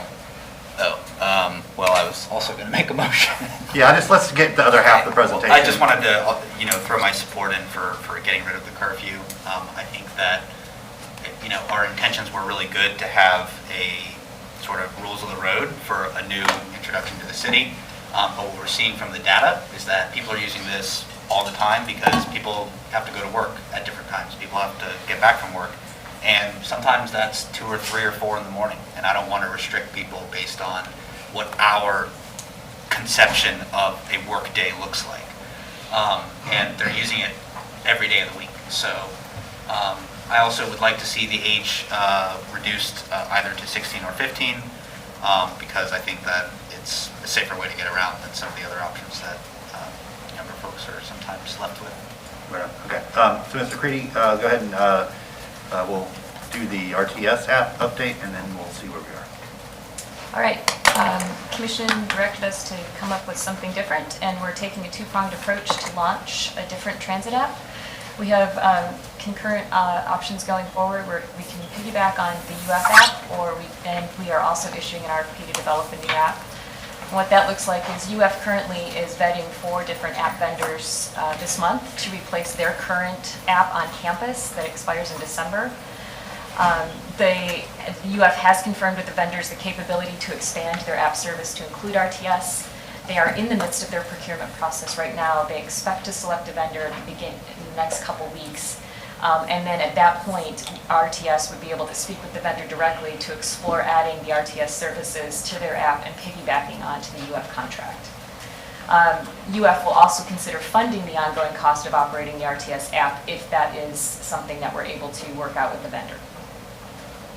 The other path we are taking at the same time is to develop a new app, which at the cost of about $125,000. To implement and operate and maintain this type of an app can range from $125,000 to $300,000 annually. To issue this RFP, we have identified federal funds for the implementation of one-year operation. The schedule will depend on the execution of the grant and budget approvals, which we'll be bringing back to Commission in the next month, September, I believe is the next budget amendment. And then we'll need to identify recurring operating funds after fiscal year 2024 because RTS will not be able to continue funding it with federal funds. And that's the update on the app. Okay, would this be layered onto the Gator Safe app, or does UF have what's their app current? Their app is the Tap Ride. It's what they use for their late night services. Oh, okay, gotcha. Okay, it's intriguing. Any questions on that? Good. I'd like to make a motion. Okay. So I would move that we have staff come back with a revised ordinance that would remove the hours of operations and the age from the ordinance and allow that to be a city manager decision. Second? Okay. Do you need direction on the app, or is it just No, to that come was back? just to bring, you asked us Yeah. to bring back what we're going to, how we're pursuing getting a different one. Okay, so once we know the outcome of the UF procurement and see if that works, then you'll bring back to us what your recommendation is? Correct. We're Yeah. pursuing both paths at the same time. Okay. Okay. And the second option was addressed in the budget presentation a couple weeks ago. So Right. we're trying to make sure, just in case we have a fallback. Right, okay, gotcha. Okay, so motion to remove the time and age requirements from the ordinance and allow that to be done through city manager's directive. Of course, in consultation with the commission, that can, if there are issues, in other words, the commissioner can bring them up in a meeting and there can be a discussion or a request for information. Yeah, I'd Madam also Manager. like to be able to sit with the city attorney and just make sure that we are aligned in any observations that they may have, and just make sure we're aware of anything that's going on parallel that we may need to come back. Sure, yeah, if they're huge, if not, I think that note can just be made in the item when it comes back to the commission for consideration. Yeah. Thank you, Mayor. And just on, if UF wants to stop at 10 o'clock, I mean, they just stop working in that area. So I think we can have different rules than what UF wants to have on their private property, so they can. Yeah, they're geo-fenced already with speed and everything, so yeah, that would not be an issue at all. Unless someone had to physically drag them off to get to the other, yeah, but it's, I am completely confident the vendors will work that solution out. It's in their best interest in keeping their customers happy and maximizing their revenue, so I don't think that will be an issue. Okay, thank you, Ms. McCready, appreciate the update. Members of the public wish to speak to this item? Okay, back to the commission. All in favor, say aye. Aye. All opposed? Motion passes unanimously. Okay, up next, we have the building blocks for affordable housing, work plan, and development. Madam Manager, you want to make an introduction? Yes, sir. Mr. Mayor, I think back in March, we presented the commission with a framework on affordable housing, and we pretty much did a summary of what we're currently spending in the city relative to housing and opportunities to move forward. Beyond that, we've had some workshops. Corey Harris is here to talk about that. The workshops are summarized in the presentation for today. But specifically springing forward from the framework, we put together a work plan, which is in development, and we say that because we still really need to get more input from the community on the work plan itself. But we put something together for discussion today. It talks specifically about the $8 million earmark that the commission approved, how we might move forward with that specifically, and also if in fact going forward there might be a general obligation bond issue. for housing because it is tens of millions of dollars and requires a planning process in and of itself. We've started out with some thoughts around that. So we wanted to make sure that we shared at least what we've been able to come up with. Corey has got some limited input from community, but not enough. But enough for us knowing that the $8 million has been set aside for the commission to begin to have a comfort level that we do have a plan to move that forward. So with that, Corey Harris, All right, Ms. Harris, good to have you. Good, thank you. who is the Director of Housing and Community Development for the city. He's still City Housing Strategist, but now he does have oversight for all of our housing initiatives. Okay, very good. Good afternoon, Mr. Mayor, to the commission, again, Madam City Manager. I am Corey Harris, Director of Housing and Community Development. We'll be presenting today the building blocks for a work plan for affordable housing. I'm assuming everyone has had an opportunity to see the presentation and the report. I have some copies here, just in case.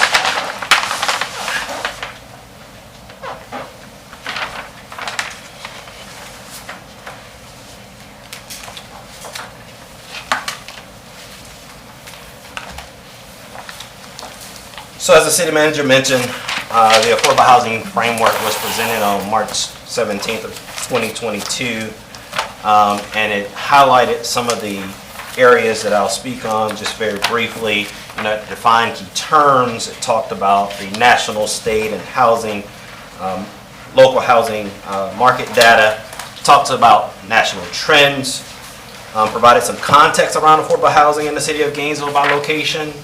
It also identified many of the plans and strategies that have been developed as a part of the city's plan to deal with affordable housing. It also highlighted some of the partners in the space. There's been a series of community workshops that have taken place. The first one was actually a week after I started on May 9th. Then we had one on June 1st and June 4th. And due to the heightened community interest in the discussion around affordable housing, the commission directed staff to have some community workshops. Those you can see on your screen. We've facilitated 4 so far, and they're more in the planning area. Exclusionary zoning, And primarily. yes, and talking about exclusionary zoning. Of course, there's been some, and just understand that a lot of what you see today as far as a recommendation, we've been able to glean some information from these workshops, as well as Commissioner Ariola had a town hall. Commissioner Chestnut will be having one on August 8th.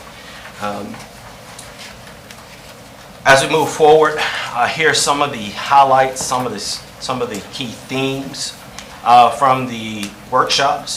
We've had close to 200 individuals who have participated in either 1 or 3 workshops or some of the community workshops. Some of those themes, I'll read a few of them here. Neighbors acknowledge the need for affordable housing in our community and the need to create more housing units together with our community partners. Another common theme was, I'm not going to read all these to you because you can read those. Neighborhoods express concerns about protecting and preserving the culture and ethnic fiber of the neighborhood, and express concerns about the lack of investment in the neighborhood. I'll read one more. Many neighbors are concerned that the proposed changes to the comprehensive plan, including the elimination of exclusionary zoning, amending occupancy limit, would not result in the production of more affordable housing units, and are concerned that changes would reduce the quality of life in certain neighborhoods. As a staff, we conducted a SWOT analysis. I'm not going to read through all of these here with you, but some of the strengths. There's a commitment to affordable housing. From the commission level, from the community perspective, those are some of the strengths that we have. There's also over 20 housing initiatives that's being operated currently, ranging from Heartwood and infill projects and administering some of the CDBG and Connect Free programming. Some of the weaknesses that I've noticed since coming in is there's a lack of acknowledging some of the wins that we do have. I think that, there's a lot of wins at the city. When we talk about those 20 housing initiatives, the city has partnered with other community partners, such as the organization that I come from, NHTC. We were able to do some great work in partnership with this city, but oftentimes that's not touted enough. There's some opportunities. City owns quite a bit of land. You can see that in the appendix section of this work plan. According to my calculation, that would produce close to 2,500 units potentially of housing units. Some of the threats, we know some of those threats very well. It's not just local, but it's national. Some of the threats are related to the housing industry. Rising interest rate, also increase in material cost and lack of workers. And so those are some of the threats that affect our ability to move forward. As the city manager has spoken, and as I mentioned, there's a number of housing programs, but here we're, again, this new or enhanced housing and community development to complement bringing on a couple members from the GCRA would allow the city to move forward in a strategic and collaborative approach to addressing our affordable housing issues. As staff developed this work plan, here are the components here: planning and research, funding resources, initiatives and regulations, and strategic relationships and community engagement. One of the things that many of our neighbors said, they want to see some more community engagement. They want to see us be able to tap into that intellectual capital that exists here locally. So here are the recommendations, and again, these recommendations comes from not only the community partners.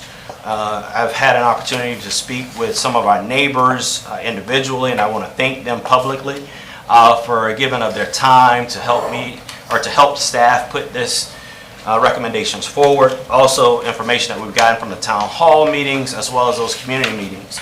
So as the recommendation here is set forth is of the $8 million that was put forth or earmarked for affordable housing, $6 million of that will be used to develop rental units at $35,000 per unit. That would translate to 171 units created. It would allow for those units to be occupied by those individuals or family units that are below 50% AMI. We've noticed that in our industry right now, housing the extremely low is very, very challenging, and this money would provide a leveraging opportunity to create more units. $1.2 million is recommended to go into developing for-sale housing units at 50 a door. This would create roughly about 24 units. $320,000, or about 4% of the money, for those that are keeping count. $320,000 would be used for owner-occupied rehab. For those that are 50%ers and below, we realize that a lot of families seek this service, and oftentimes these programs are oversubscribed for the amount of money that we have available. $320,000 or 4%, another 4% would be used for down payment assistance, just beefing up our down payment assistance programs that we already operate. That would assist 21 families. The last 2% of the money, or $160,000, will be used for land acquisition. There are some opportunities, even though the city owns quite a few parcels of land, or quite a bit of land, there may be some opportunities for us to invest in land that's close to amenities, close to transit, close to job centers, and staff has identified a couple potential parcels that may fall into this category. Going through the rest of the recommendations, to develop a robust strategy for city-owned properties, as I mentioned in the appendix section, there's an opportunity, a great opportunity for the city to really be out front in the development of affordable housing units by utilizing some of the assets that are available. Engage the community partners to broaden the creation of new affordable units. That's key. Again, as I've talked to community partners, similar to some other community development organizations, there's some great opportunities for us to be even more impactful and strategic, whether that's partnership to leverage our resources to be able to create opportunities for larger grants for those different entities, or if there's a way for us to be more strategic in our investment into those groups. And so you can see there, recommendation number 8 is to provide financial and technical assistance. The research has found that those cities that champion ADUs and did it successfully also developed some planning and technical assistance and funding around that. I would like for my recommendation that we move forward in that vein. Some cities have decided to invest or create like a revolving loan fund to support those property owners that's willing to put in ADUs and they keep it affordable for a certain period of time. They've developed plans around what type of units would work successfully and be more efficient or efficient in the development process. And then the last one is the increased capacity of our nonprofit entities. We have some, along those lines, we have some opportunities to maybe partner with some churches and some local groups to develop some housing on some land that's owned by those entities. As we move forward through this presentation, staff was directed to provide some information about how if there was a $30 to $50 million bond allocation, what would be staff recommendation. I'm providing that to you here. Similar to how the $8 million has been recommended, 75% of the money would be used to support rental units, 15% for sale housing, 5% is owner-occupied rehab, and then some type of pairing for the remaining 5% is for sale units to create a generational wealth, but also be able to write down some of the and provide some additional equity into the deal.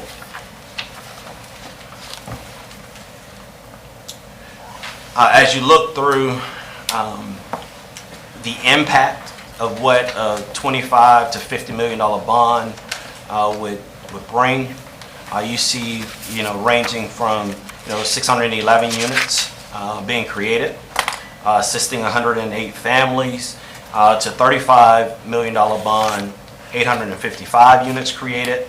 And again, this is using the same programming as the $8 million, which is providing up to $35,000 per unit to kind of fill the gap. Oftentimes, as a nonprofit developer, you're always looking for layers to leverage the resource that you have at your disposal, but oftentimes you're left with a gap. So how do you fill that gap? And I think the city could provide some seed funding to fill that gap to move these projects forward.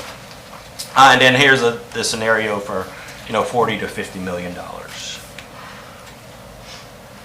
So that's the presentation before you now. Okay, thank you very much, Mr. Harris, and Madam Manager. Commissioner Saunders. Thank you, Mayor, and congratulations on the new position. Thank you. Excited to have you, excited to have all the housing in one place. I think that is something that we have struggled with in the past, and I think that's a great move, so thank you, Madam Manager. Talk about the $8 million first, and I guess on whatever we kind of do, I think one of the things we should focus on is putting the housing in high opportunity areas, close to jobs, close to where there are rising rents and rising prices. That's where we should be putting affordable housing, in those areas, because that's where it's at most need. Support all of the $8 million. I do have one thing on the recommendation number 2, where it says only the funds to purchase a house would only be for single-family homes. I think we should open that in a townhome, but I think single-family homes are the most expensive ones to make. So I think allowing, if someone wants to buy a townhome or something like that, I think that should be allowed in that. So that's one change I think we should make. Everything else looks great. Thank you very much. To the housing bond, I strongly believe that we should still move forward with that. And there is time. I think the supervisor said we had to let her know by August 1st if we wanted to move forward or not. So if we made a decision today, we could let her know that we want to put it on the ballot. That will make a transformational change. I think a $50 million bond, 1,200 residential units, 217 houses getting owner-occupied ones. That changes things dramatically. That's a real change. It's not just kind of hitting it a little bit. A lot of lives will be changed. And there's a lot of support for it out there. I mean, we've seen op-eds. I mean, everyone's talking about housing right now in the city. And one of the things that does seem to garner very broad support is a municipal housing bond. If you look in the packet, in the last page in there, it goes into what the cost would be. A $50 million bond is only $2.79 a month for the average family, average household.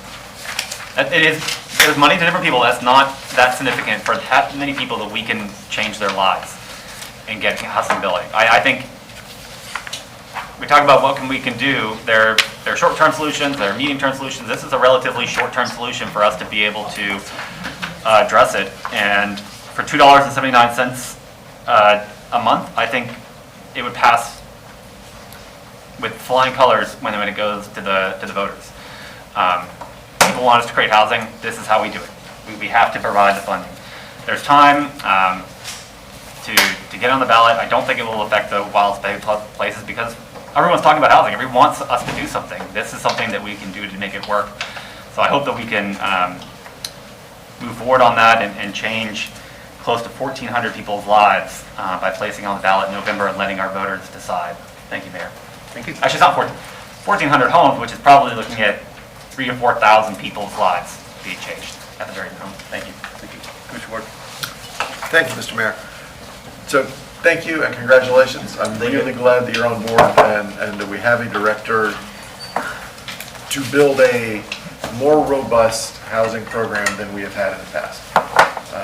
And the sort of thing that we can actually build toward so that a decade from now we can look back and say this is where things turned around from a housing standpoint. I like most of these recommendations for the $8 million, which is what we can actually work with now today. Just a few questions about the specific recommendations. On recommendation 1, $6 million to underwrite development of new rental units for single and multifamily. I am hopeful that would lean primarily toward multifamily. Yes. I mean, we can house a lot more people that way. Can you be more specific about how we would roll this out, how that $35,000 per unit would look, and who we would work with and how that would go? So we'll work with current providers that's developing rental units. So that's similar to the organization that I just left, which operated in that single-family rental space for many years, as well as those multifamily developers as well. So you may be working with a housing authority that's looking for gap financing because they're pairing this with other funding sources as well. Or a developer who is, I'm not going to name one, but there are plenty out there. They're looking for opportunities for, local funds to leverage. And 35,000 seems like that point that they are looking to try to break into being able to make it affordable. Okay, so that 35 is not a fixed price. If this is what we're going to pay per unit, it's about an average of what working with lots of folks. Up to 35. So I mean, someone could theoretically request less, but more than likely, they probably won't request less. All right.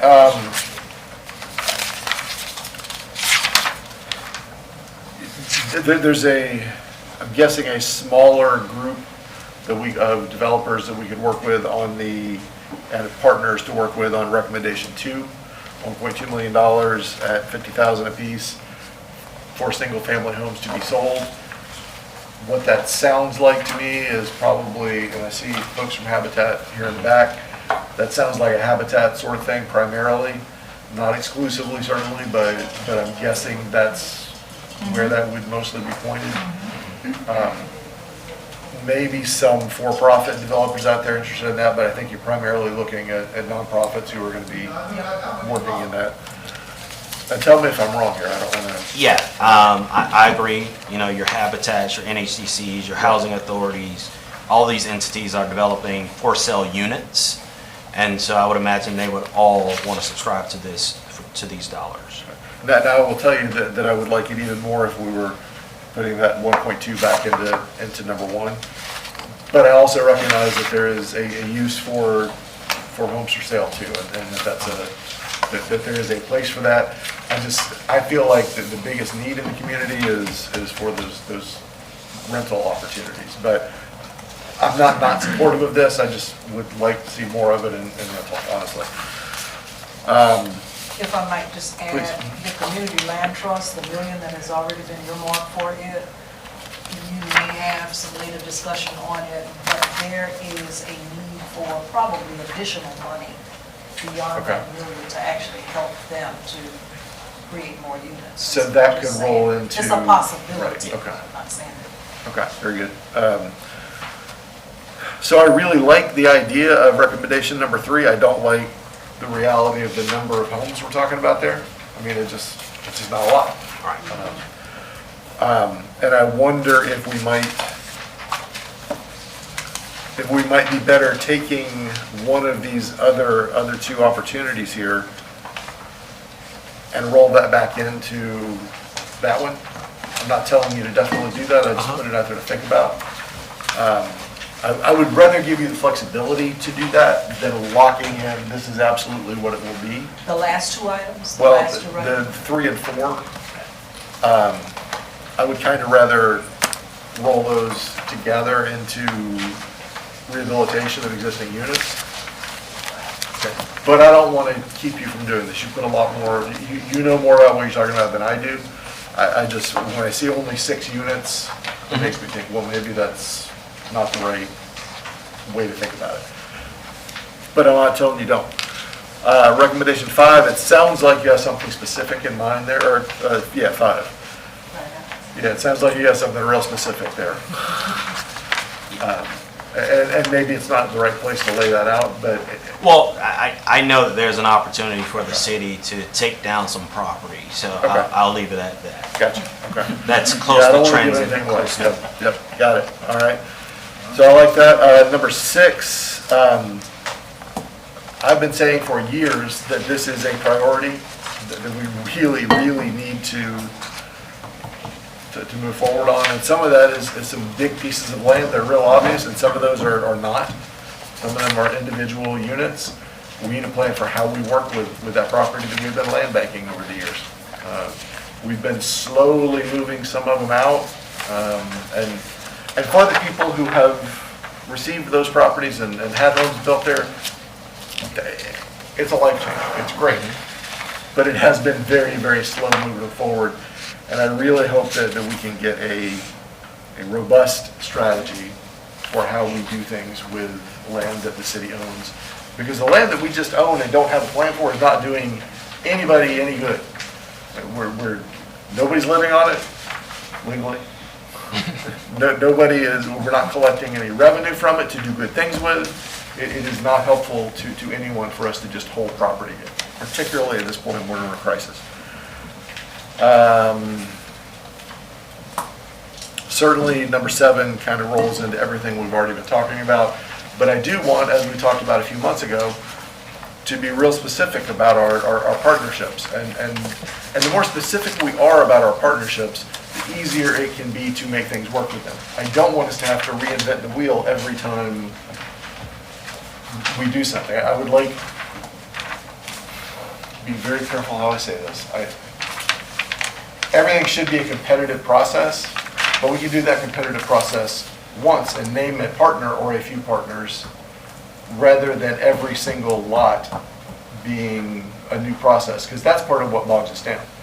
It's taken us a very long time to distribute property, and while we're doing that one lot at a time, instead of having a built-in process, we are keeping people from having a place to live.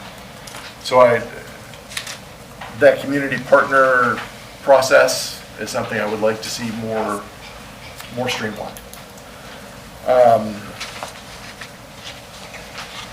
I know that because people have called me about it, one of the issues with ADUs is a question of having to get, it's a question of permitting, but both from the Thomas Center and GRU. And we probably ought to have conversations about those processes and how to, whether we do that or not, but as an organization, we need to understand better how that's possible for an individual person who wants to develop 1 or 2 units for rental. They're at a disadvantage to big-time developers who have somebody in-house or have the funds to use a local agency, as opposed to somebody who just wants to build one apartment. They usually don't have the funds to go hire one of our planners for hire in the city. So the more opportunity we can help them streamline individual small-time developers, the better off we are, I think. As far as a bond, I say let's do great work with this $8 million and come back in 2 years and show the people what we can actually do. I am not prepared to ask to borrow $50 million when we do not have a plan for it. What the oversight will be, et cetera, that's an opportunity for us to really step in it. We ought to talk about having partnerships. I'd rather see a general obligation bond spread across 270,000 people than spread across 141 million or 1,000 people.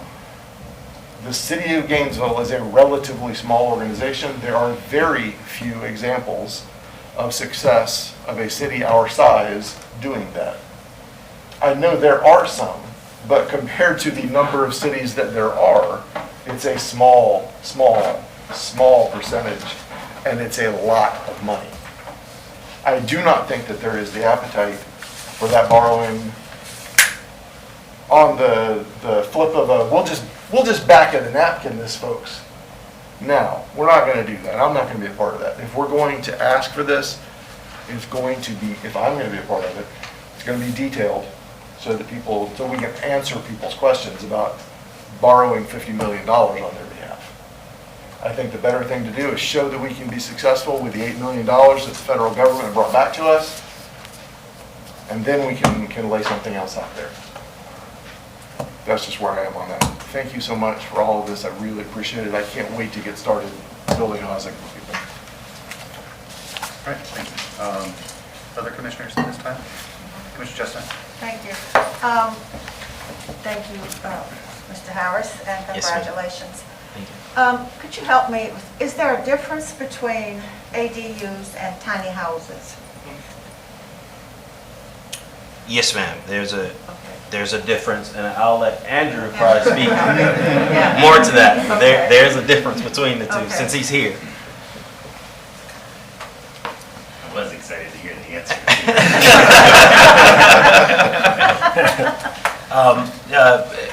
Tiny houses are sort of an umbrella term that sort of describes, a very small house.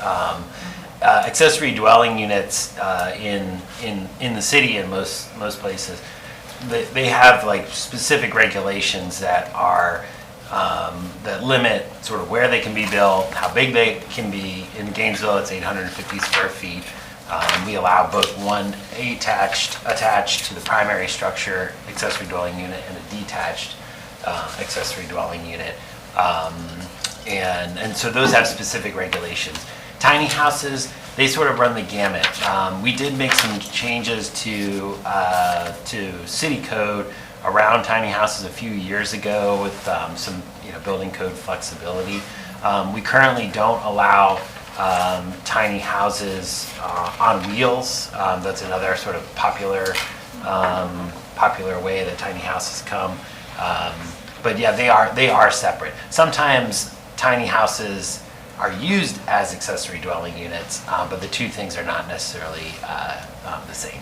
Okay, thank you. Sure. Thank you. Well, I was just wondering, I've been seeing the ads on TV from Williston with tiny house communities.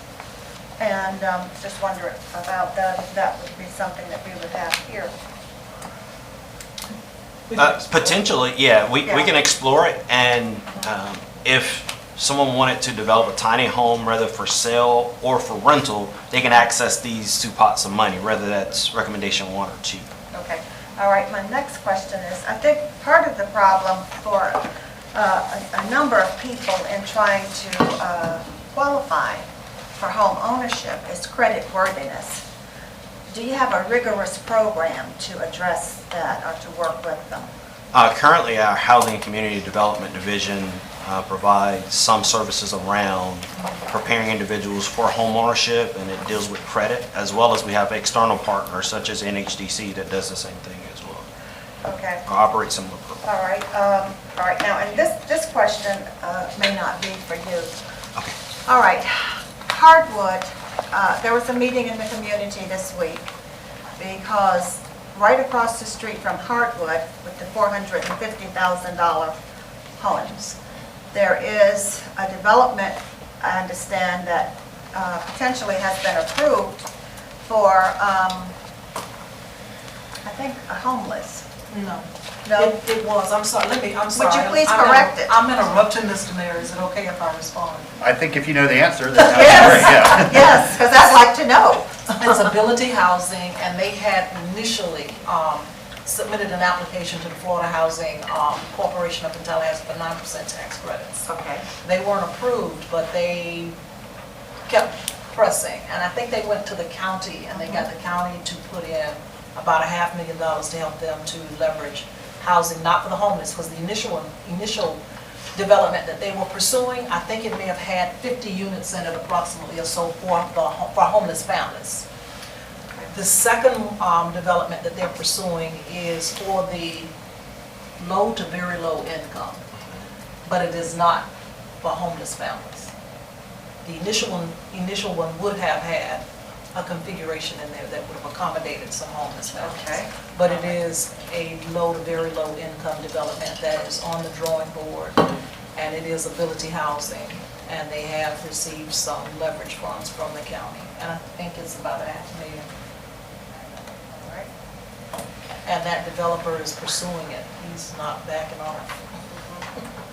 Yeah, there was a very rigorous meeting with the community on it. Thank you. Those are my questions. Thank you, Mr. Dunkelwald. Thank you, Mr. Mayor.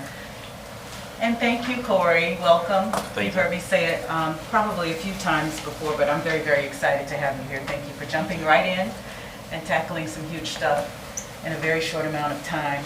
I'm looking at recommendation 3 and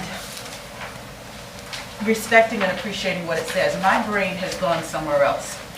Because in District 1, I have several units and complexes that belong to one of our partners. And I see our partner here. I'm trying to figure out a way, or if there may be, in your mind, Corey, an opportunity for us to use our partnership to assist the Gainesville Housing Authority in rehabilitating some of those units. Because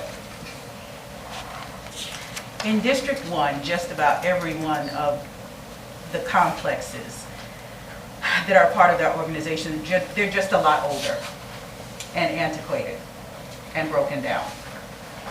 And there is a level of quality of life that the people who are living in those homes simply cannot achieve. And I want to see that come to an end. So I'm grateful to know that we are partnering with them. I'm just curious, I don't know if you've entered into those types of conversations. I don't want to try to tell you how to do your job, but I do need for you, as well as the city manager, as well as my neighbors and constituents, to hear my heart with that. Because it's been an issue for a very, very long time. So however that conversation may be able to unfold, I'm hoping it's one that we can enter into. I do know that the Gainesville Housing Authority has been to us on a couple of times, occasions, asking us for help. I don't want to tell you how to do your job, but I know we'll enter into that judiciously and fairly. Thank you. You're welcome.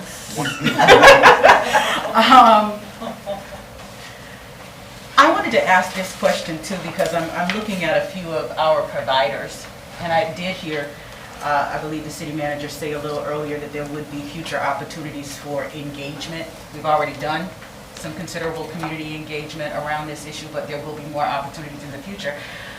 I wonder if there is an opportunity to specifically bring in those affordable housing developers for a forum of such, or something in which they can present their ideas or their expertise. There are a few folks that I'm looking at right now who bring a certain wealth of knowledge into the room and into the space, and I'm sure, Corey, you probably had an opportunity to speak to some, if not all of them, but I think it would be a very interesting opportunity if we had the time and the appetite to bring them into the same space, to have the community be able to hear them as subject matter experts, listening to, here are ways that we can actually get this done, Yeah, I won't make any suggestions, but I'll throw that out there and say that is something that I would be very excited to see. And I have heard from a few constituents that I think would be interested in that. And I think the folks who have that expertise might be interested in that as well. And then I want to ask this question about the land acquisition piece without you revealing anything, Corey.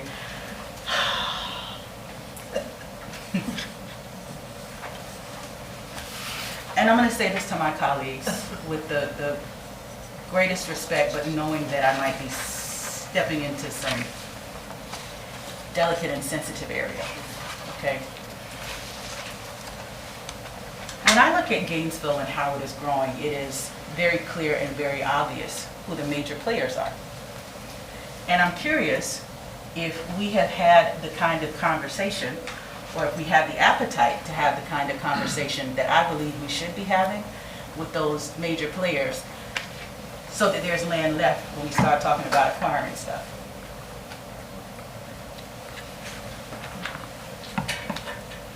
I could leave that there, and I probably will. But I'll say that that'll be something that I'll probably bring back, because I think it's important. I think that the University of Florida could be a partner of ours. How we enter into some of that, now you've already done your framework. The city manager did an amazing job of outlining partners. Perhaps that's not the end of our partnerships, but I definitely think that if we are going to be able to consider being able to create affordable housing now and into the future, we need to know what we're dealing with. So I guess the other question for me is,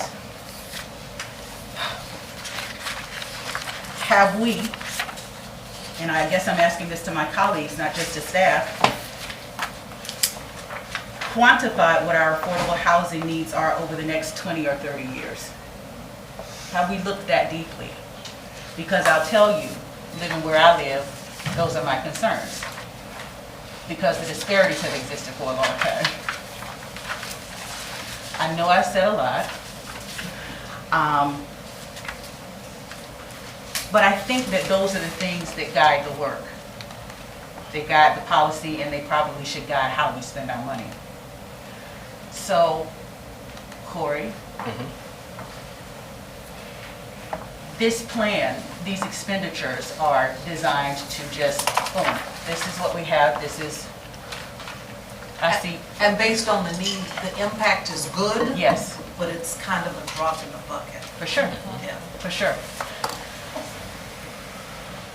And that's fine, because this is a limited amount of money. Which is why we have to make the impact. It has to. In a lot of different ways. That's the right. tools in the toolbox. They may not, some may not generate as many as others, but we have to make a consistent effort over time, or we will not keep up the demand over time. Amen. Amen. And so I'll just sum this up by getting back to a previous request, and I'm not sure if it needs to come in the form of a motion or whether it's something that staff will just automatically include in the upcoming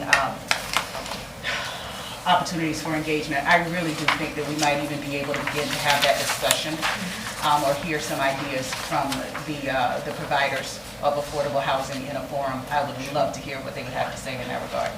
Thank you, Mr. Mayor. Thank you. Mr. Arriola? Thank you, Mr. Mayor. I want to try and keep my comments brief because I think we talk housing, and we have to take action. We have to get things done.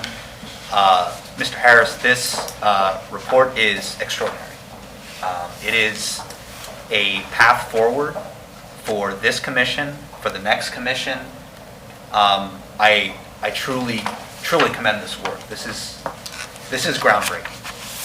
We have recommendations that we can take action on immediately. I admit I was a little bit disappointed we didn't get the broadband vote, but sometimes life has other plans, and you've brought forward a really fantastic plan that I think is amazing.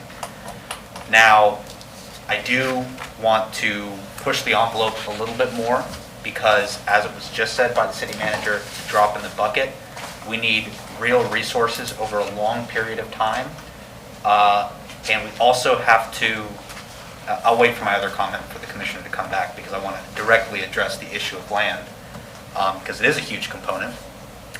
So the reason why I support the general obligation bond is because all of our population estimates range between anywhere from 20 to 60,000 people moving to Alachua County over the period of the next 10 to 20 years. A lot of that has to do with how great Gainesville is. A lot of that has to do with people leaving South Florida because they are seeing the projections for sea level rise over the next 10 to 20 and even the next century. That is only accelerating. The ice shelves that are breaking off of Greenland and Antarctica are going to raise the sea levels. That is going to happen over the next century. That is almost a scientific fact at this point, unless we can somehow get off fossil fuels in the next 8 years as a human civilization. But at this juncture, we have to begin to assume the highest population growth that is going to happen. It's already begun to happen in Gainesville. And if we don't have a dedicated funding source, like a general obligation bond, we're always going to be chasing from behind. We're always going to be chasing. And, you know, I understand trepidation about wanting to wait a couple of years, but that's 2 more years that we don't have dedicated funding in a larger amount than just the $8 million. And if this is the type of report that we can get in a short amount of time, I have every bit of confidence that we can get a really solid proposal in time for the election in November. I don't think this is completely napkin math. I think that we have a decent, I mean, everyone can put their head around, we're going to put 75% of this money towards public-private partnerships, scalable multifamily and other small-scale rental projects. We can put our heads around 5% for owner-occupied home rehabilitation. The things like oversight and all of those details, those things can be figured out. We have a dedicated staff person to finally do this work. I don't think we can afford to wait. You all probably saw the same polling that we did when we talked about wild spaces, public places, and the infrastructure. City voters overwhelmingly support the housing aspect of the wild spaces, public places, infrastructure surtax. We have a great opportunity here. We're talking about the difference between a couple hundred units and potentially over 1,000 units. That's the discussion. That's the difference between $8 million and $50 million. I really want to see us go through with that.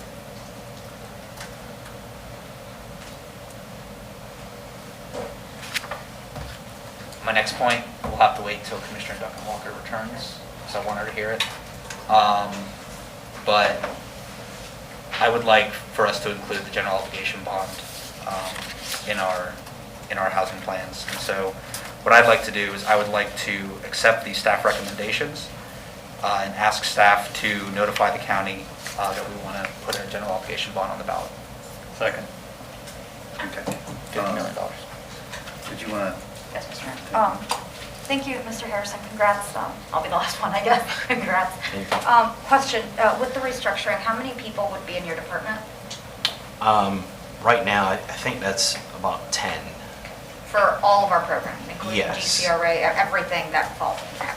Yeah, again, I would need to get back to you with that exact number, but I think it's rough, yeah. Okay. Let's say we handed you $500 million right now. Would those 10 people be able to get multiple programs off the ground and operate them without trouble?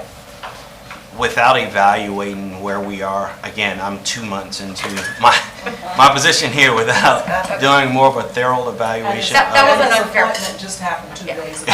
That was an unfair And I don't question. think it's effective until August 1st. So I guess she could change her mind, so. Yeah. No, but that was an unfair question. My point was, we could have all the money in the bank, but if we don't have the people to really execute it, it won't be effective. And when we're not effective, money gets wasted. So I think with the plan that we have for the 8 million plus, that is a really detailed program that you've been working on for a while because it's been part of the discussion with the ARPA money. Our staff has been hearing about it, but we have the folks, the programming, kind of the infrastructure in place for those. I am 100% sure those will be very successful. I also think that if we give those same folks time to, I don't want to say practice, but use the 8 million to see what can be done and how the city can kind of go into building housing, because it's kind of a departure from what we've traditionally done. In this, the way it's been presented here, it's not how cities traditionally approach housing issues. We are stepping out of our comfort zone, I feel, with that 8 million and trying something different. I want you and our staff to be able to learn the ropes with that first. I appreciate the math, Commissioner Hay Santos, I agree. I would pay $50 every month on my, I would do it, or every year. I'd be more than happy to add that myself. But if someone asked us, if someone asked Mr. Harris or the manager questions, we wouldn't necessarily have the answers because we haven't worked it out. Oversight can be figured out, but it's not figured out overnight, and it definitely shouldn't be figured out 30 seconds after I ask you a question, because that's a bad answer that will now be an official answer someone remembers and tells other people, coming from, our housing folks. And I don't want that to be the approach we take to things. Do I want to put this on the, I'll say it now, put it on the ballot next year, I'll vote for it, I'll be here. Put it on the ballot 2 years from now. But I don't think it can happen right now because we don't have the staffing. We don't. We don't have the staffing. And I think that's one of my concerns. It could be the same for any one of our departments. You could throw all the money in the world at it, but if you don't have the people, it's just going to sit there. And I think if you ask people to agree to let us borrow money, and then it sits there, people are going to get mad. And once you lose trust, it's really hard to get that back. Once you abuse someone's trust, it's really hard to get them to ever trust you again. So I don't think that's where I want to test that right now. But I definitely think that the first half of the plan with that 8 million, I think, what does it come down to? Almost 9? I think by the end of the math, it's almost 9 million. No, it's right at 8. No, wait. 6 plus 1. Yeah, okay, I can't do math. Oh, that's This fine. is why. That's fine. We shouldn't get other money either, because I can't do math. I'm not much help to anyone. Those are good programs that have steps. They have goals, they have metrics, they have structure that we've built around it. And we can tell people that. This is exactly what we're going to do with it now. The election and then the ballot measure might be November, but people are voting before November. People will get their ballots long before, people will decide long before. And if I don't, we don't have answers to give them in a couple weeks, someone's already holding that ballot. And they've already decided that we don't have the answers, or we give them the wrong answer. And I don't want to do that. Do I want to follow up with this? Yes. Do I want to ask the manager, therefore Mr. Harris, to keep working on what that would look like,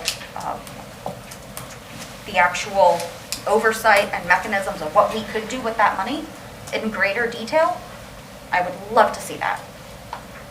Am I going to vote to put it on a ballot for a couple weeks from now? No, because it's not ready, and I don't feel comfortable being interrupted or asking people to vote for something when I can't even give them answers beyond an outline. And I don't think that's what our folks deserve. Thank you, Mr. Mayor. Okay, thank you. Before I go around again, Mr. Harris, thank you. Thank you to everybody on your team that helped with this, Madam Manager. Thank you.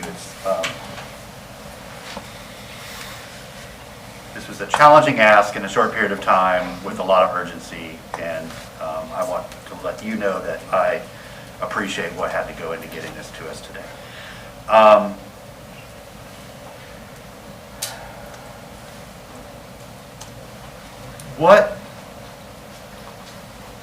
What jumped out at me from this is how incredibly small of an impact it makes. We currently right now, today, 16,000 households that are struggling with rent or mortgage. Right, so they're already, regardless of anything else we do with this, struggling. We have another easy 50 to 60,000 folks moving here in the next 10 years.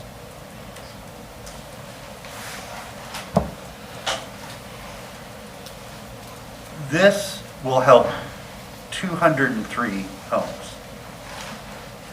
So out of that 16,000 right now, folks that need help, this impacts 1 to 2% of them,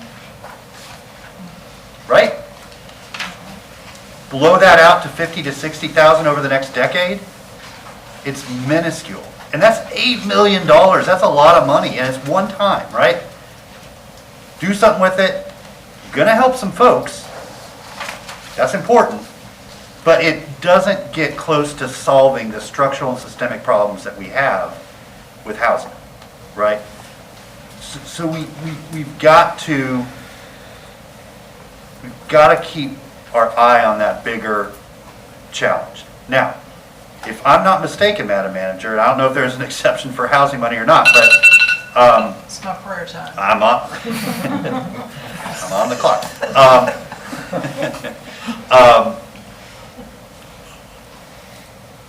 This money, what we've been told from the beginning is ARPA money had to be spent by December 31st of '24. Now, I don't think it has to be spent and gone, but it has to be encumbered or dedicated, right? That's correct. That's what we're talking about. So we have got, 15 months to figure out how to get this money encumbered and spent. That's tough. Incredibly difficult to do. To me, the highest, best opportunity for that is in partnership with other organizations, both public and private. If we can piggyback this money onto existing developments that are already in process, and to those add more affordable housing, that money is going to go a lot further, and we're going to be guaranteed to get that dispersed before that deadline, and we got to write a check back to the federal government, which is absolutely, I just cannot imagine how horrible all of us would feel if that happened, that we had this money and we had to give it back. So, you're the expert, not me, but finding those, I think that we put out a call to everybody that's creating housing right now and say, if we could make a 20% match or a 10% match, how much more housing would that enable you to build with these specifications? It's got to remain affordable for under 50% or under 80% AMI for the next, X period of years, whatever, 20, 30 years. Because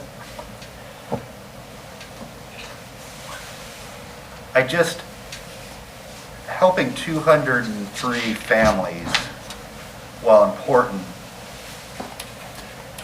it just does not change the overall impact compared to what the challenge is.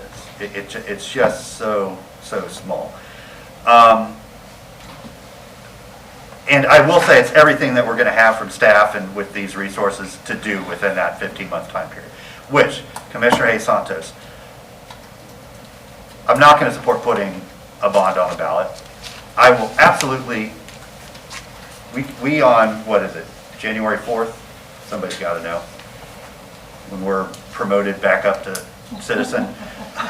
I'll create a pact with you. We'll create an advocacy campaign, and we will work to get this passed in '24.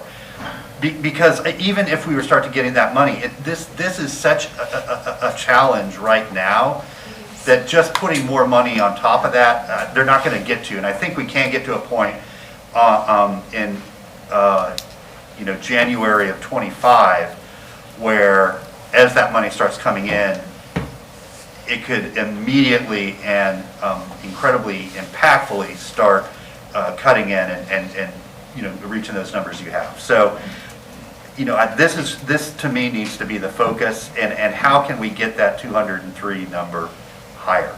And I think it really is partnering, whether it's with GHA or private developers who can, with density bonuses, add more affordable housing to their projects. To me, that's where we're going to see the greatest impact, and also probably the best opportunity for that housing to be spread out geographically and not sort of concentrated in one spot.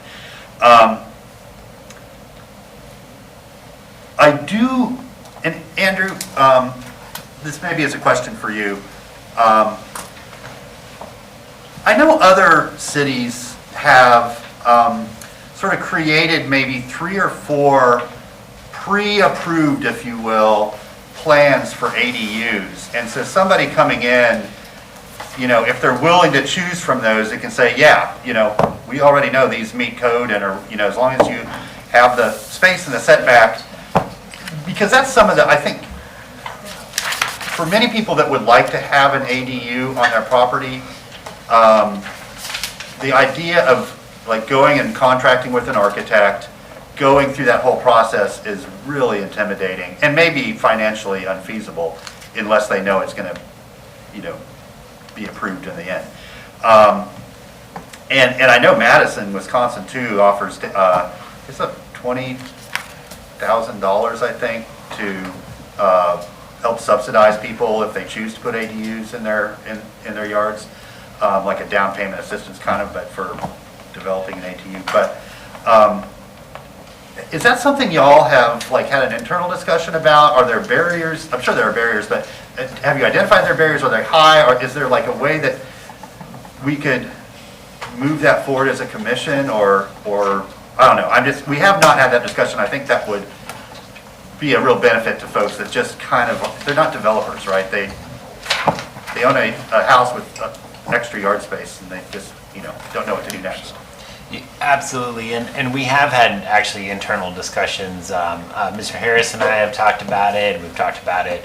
I've talked about it internally, both my planning and building staff, in terms of moving forward with some designs that we could essentially pre-approve, so that it would be over-the-counter type of permits. So that is absolutely something that we can move forward with, and I think it would help not just streamline some of the process, but also I think demystify that from your average property owner who just wants to build a mother-in-law suite in their backyard. I will say, and I guess just touching back on I think some of the permitting issues that Commissioner Ward alluded to earlier. Part of permitting it's a multi-departmental, multi sort of city aspect to it. I do think then there is some additional work that we could do.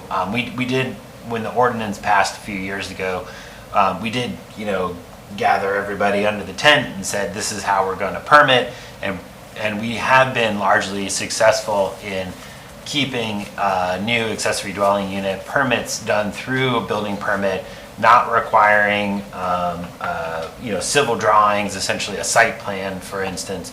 But there still are challenges, both in terms of design and cost, with design side, I think, being addressed by some of what you're talking about. I think we can address that through some pre-approved plans. On the cost side, there is some additional, I think, discussion that we need to have on utility provision as one aspect, because that is something that we hear with meters and laterals being sometimes things that need to be worked out either in the field or up front. And I think there's some additional probably discussion that we can have. That may be one way that we can address that through these pre-approved plans, so that GRU knows that they're not having to basically site design every single individual property, that we can have a more predictable approach if we use some plans that we all kind of sat down and worked on together up front. Okay, thank you. I look forward to continuing that conversation, because that's just, it's one small piece, but I think it would be impactful for a lot of people that might want to do that, but just don't know where to get started. Sure. Okay, so the only thing, we'll split the motion, obviously, but with the non-revenue bond portion, it seems like the city manager, Mr. Harris, and his staff set out some broad kind of categories and put some placeholder numbers in there. I want to make sure that in approving this today, we're not restraining you to those sort of those allocations. Because, commissioners, what I would hate to do is an excellent opportunity comes along with, a private developer, a nonprofit that would allow us to really leverage a smaller amount of this money for a greater amount of housing, but not be able to do it because it,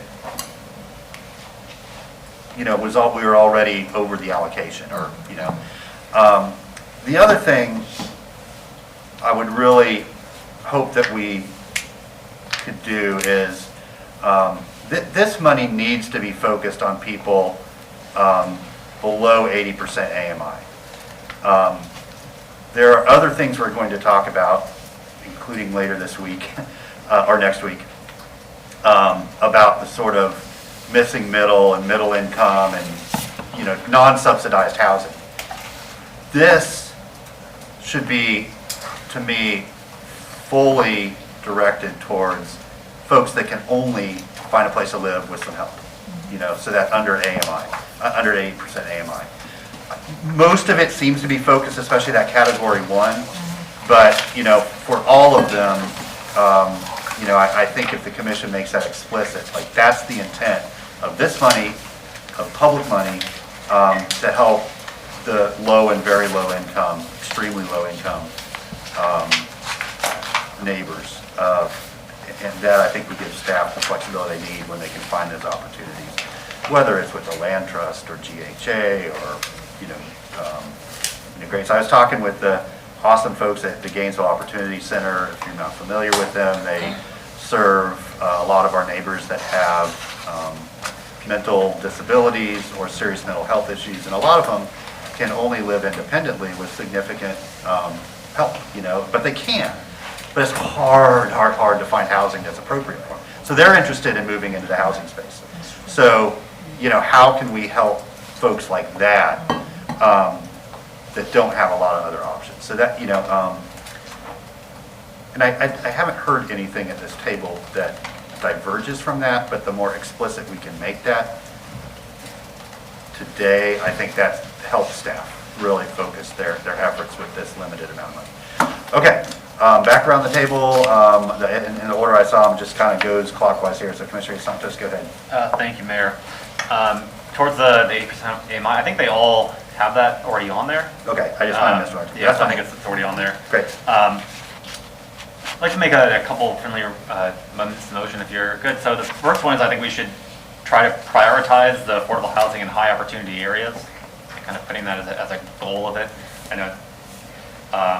The second is on the recommendation 2 for the 8 million, that we allow it for the for sale market to not just be single family homes, but to be other types of homes. The fourth one, that we add direct the city attorney to bring the $50 million affordable municipal housing bond ordinance to the commission. Say that again. That we direct the city attorney to bring back the ordinance for putting the referendum on the ballot. For November.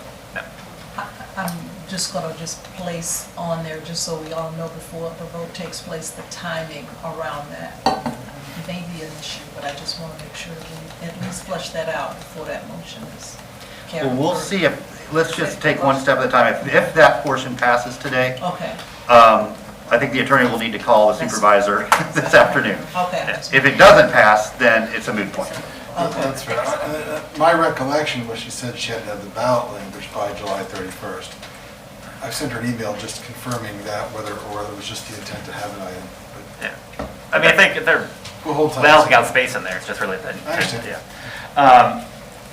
So concerning the Wait, do you agree to those 3 modifications? Okay, so just to be clear, and Commissioner Duncan Walker, I think you were out when the motion was made. The motion was essentially to accept the recommendations that Mr. Harris presented, as well as prepare an ordinance for the bond, for a $50 million bond, just as is. And then Commissioner Santos' modifications were that those housing units should be in high opportunity areas, that they should include all housing types, not just exclusively single family and as part of some of the recommendations, and then the ordinance come from the attorney. Thank you, That's Mr. where Mayor. I do have a question, just a point of clarity. Yeah.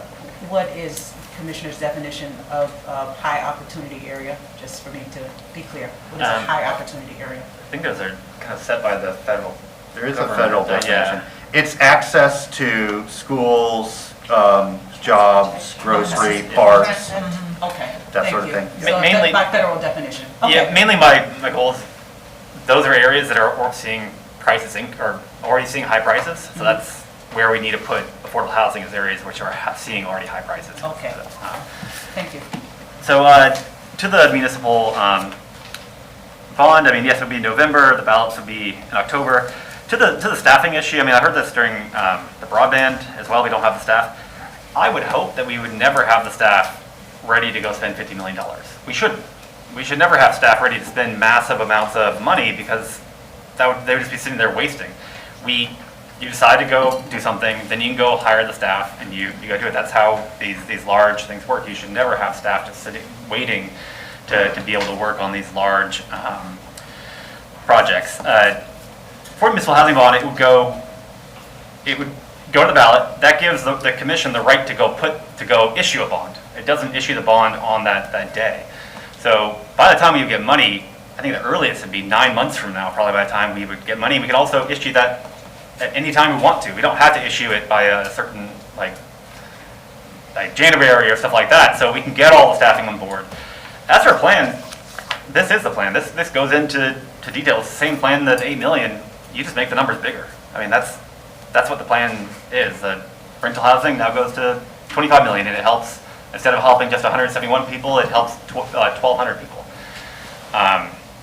So I don't think you're going to get more on all of these looking across the country. You're not going to get more than this, because you don't say what exact property you're going to work on. You don't say all these things because you don't know, because this is going to be, by the time we start working on this stuff, it's 2-3 years from now before this thing's out. And to get housing built, the quickest thing would be 24 months. So I know you still want to have the $8 million spent. By the time we want to bring this up again, it's not going to be built. We won't see stuff built by that time. It takes a long time to do construction projects. And then with even these supply chain constraints, it's even more difficult. So that's why I think we need to allocate the money now, so that gives us the ability to start planning. When you know we have the money, we can plan for the future. And by not having that, we can't plan for the future. And thousands of people in our community will not have an affordable house because of the decision being made today at this table. And we can make a difference in that. Thank you, Mayor. Commissioner Ward? Thank you, Mr. Mayor. So a thing that we have a real serious problem with is an inability to say, we did a good thing for this family today, and we should feel good about that family today. We have a problem with, let's do the next right thing. No, we have to do all the right things. That ain't how it works. That ain't how it works. We've actually done some things over the last couple of years that have changed families' lives already. We don't give any thought to that. We're talking about 203 families as if that's nothing. We're starting from near scratch with this. This is not a department that we've had that has done this sort of thing. We don't have a track record. I feel like what we're trying to do is sell a really good loan package for some kind of car that we're not going to specify until we sell the loan. And I don't like feeling that way. Trying to do a $50 million loan is harder than we're making it sound. It is not going to be a slam dunk if you just roll it out. If we prepare as best we possibly can, which we have not, and try to roll it out, it's still going to be a challenge. Our community has a terrific track record of saying yes to taxing ourselves for very good projects that we were very detailed about. Wild Spaces Public Places, the 1 mil, there's a great track record. When we said, this is what it is. These are some of the things you can get your head around and really kind of touch and feel what it's going to be. That's why we approve those things in this community. If we roll out and say, trust us with $50 million. Come on, we have most of the math. That isn't going to work, and it shouldn't work. I wouldn't vote for that. It shouldn't be just around this table either. It should be in the community, having the conversation with multiple groups who you can get on board. That's, again, how Wild Spaces has worked in the past. That's how the 1 mil worked in the past. I get the timing of this. I understand. It's pretty clear. We all want to do great things. Let's do the next right thing. And let's not... It is disappointing to me that we are faced with what I believe is a huge opportunity to do some life-changing work, and we're going to walk out of here saying, well, it was a failure because we couldn't do everything. Come on. Let's take advantage of what has been dropped in our lap and show that we can do it. Now, we've all been looking at the letter from the county commission about GCRA. You want to talk about, we've got millions of dollars that exist already that we don't know what to do with, that we haven't been able to put together. We all have things we'd like to do, but we haven't been able to really put it out there and do it. Do we want to do that again? I don't think we do. I think we ought to put some track record on putting some shovels in the ground and getting this stuff moving forward the way we have with Wild Spaces Public Places, and showing that we can make this work. Because it isn't a one-shot deal. It's a long, as you said, and as you said, you know, we're talking about a century worth of housing here. Let's plan it right. Let's start from the beginning in a way that really works with some detail on it. Because I'll tell you this, if we put it on the ballot in November, which, as Commissioner Sacco pointed out, really starts voting in early October. It's a very short time from here, and it doesn't work, the ability to make it work 2 years later is a lot harder. It's that thing that failed 2 years ago then. I would like us to be able to put something on the ballot in '24 that really works, whether I'm around this table or whether I'm working on it from a different viewpoint.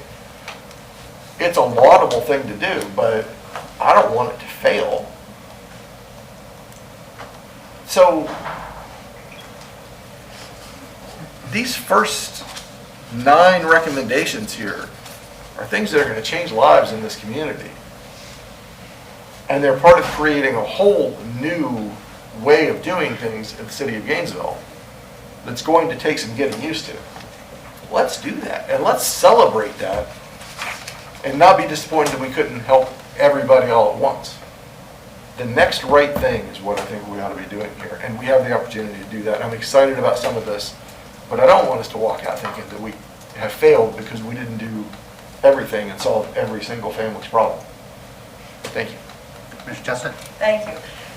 Thank you, Commissioner Ward, for your comments. Two words come to mind looking at all of this, and it is accountability. We have to prove to the public that yes, we can take those dollars, we can spend them well, and we put the housing on the ground.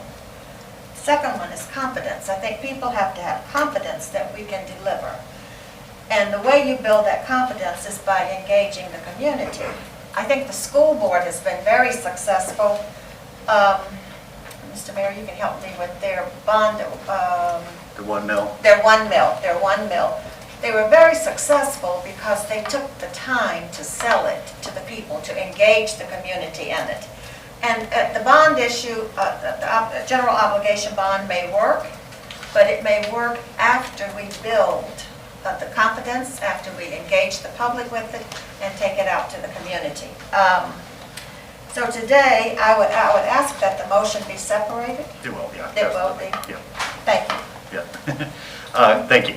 Commissioner Duncan Walker, we good? Oh, I just was going to ask for a separation. yeah, very good. And then you wanted to, Commissioner Ariel wanted to make sure you heard something that he said while you were out of the room. So Yeah, I'll turn back to you for that. Do you remember what it You made was? a really great point about land availability, and I wanted to use some of the appendixes which we've been provided to point out why I'm supporting the ending of exclusionary zoning. Because if you look at these appendixes, there is a limitation, and it's entirely based on the fact that we have restrictive zoning in Gainesville that doesn't allow us to build multiple types of affordable housing. And so, if we're going to worry about land availability, ending exclusionary zoning is one way, the most effective way to have more opportunities for affordable housing, multifamily housing, and anything in between. We heard tiny houses today, right? So, I think these maps illustrate that point. And I'm okay with separating the motion. I appreciate what everyone has said. I've been a commissioner for 5 years. I just have my beliefs and my opinions about what I think it takes to address some of these issues, and you all are allowed to have your opinions and beliefs about what's the best way to do that. I don't think what is being proposed is as poorly thought out as has been illustrated. But that's okay. We make decisions as a body. We don't make decisions alone. So if the majority of the body is not comfortable putting this on the ballot in November, then I'm sure we can at least begin to think about what it looks like in the future. And I just don't want it to die on the table today. That's really my biggest concern. Thank you, Mr. Mayor. Thank you. All right, we'll invite our neighbors up to share their thoughts with us now. Sort of whoever is ready. Okay.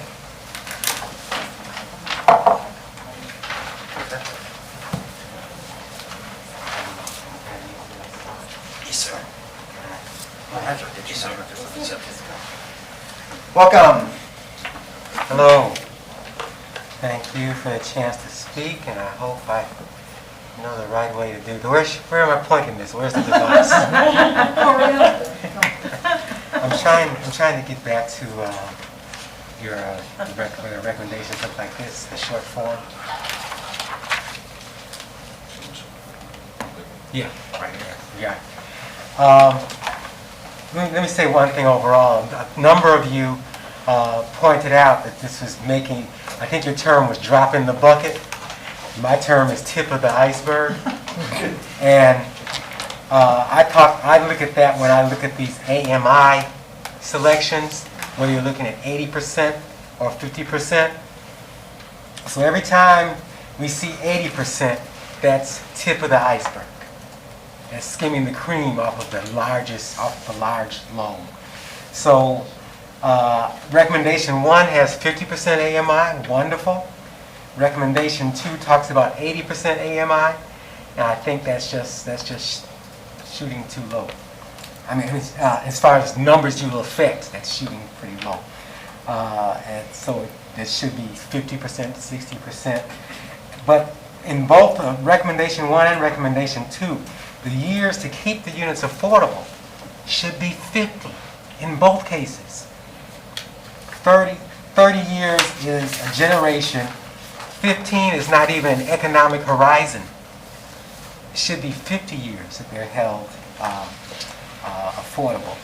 And I agree about exclusionary zoning being a terrible thing, but that's been the pattern that's what has set the pattern for generations. You don't generate new units by attacking that because the pattern is there. The buildings are standing. What can you move forward with? And so in recommendation, where was it? Recommendation 7.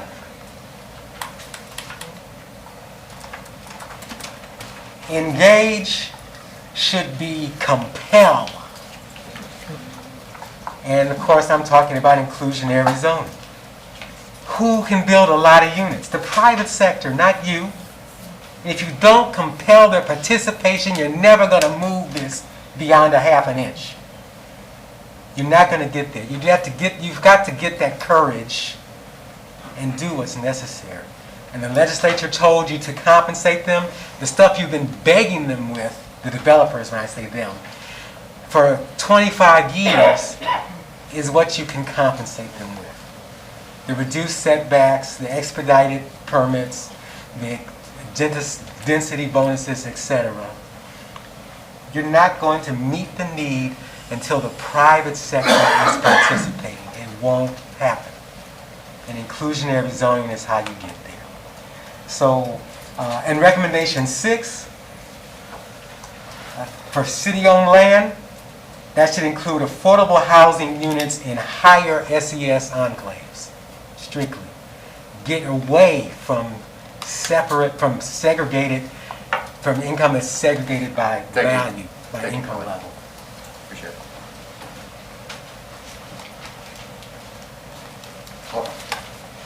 Hi, Commissioners.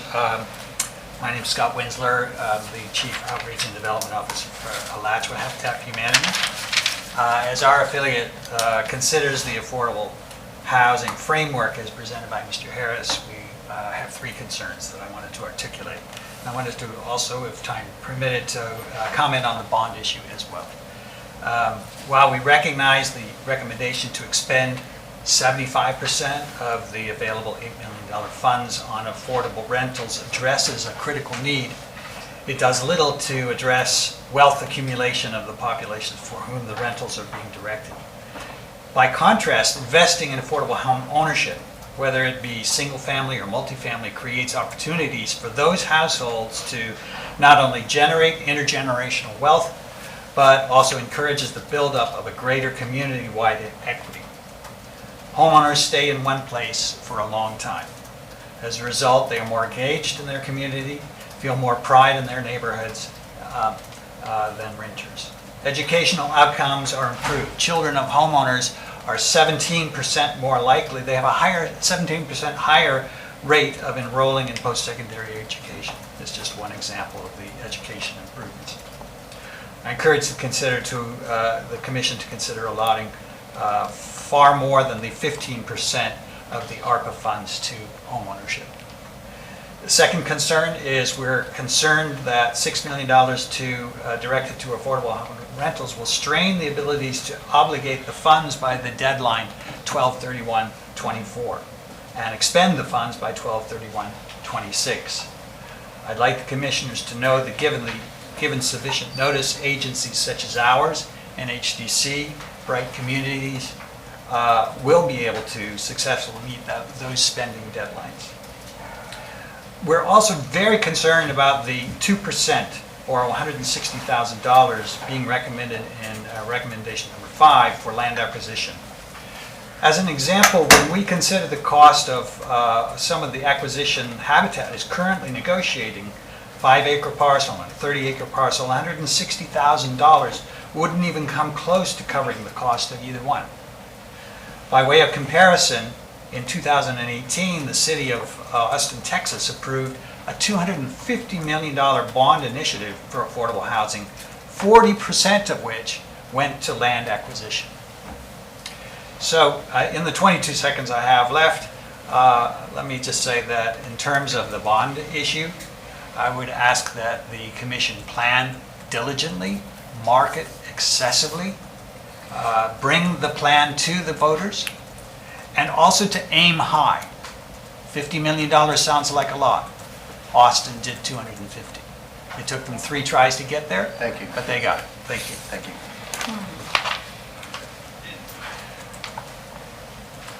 Mr. Mayor, Commission, City Manager, Malcolm Kiner here representing the Gainesville Housing Authority.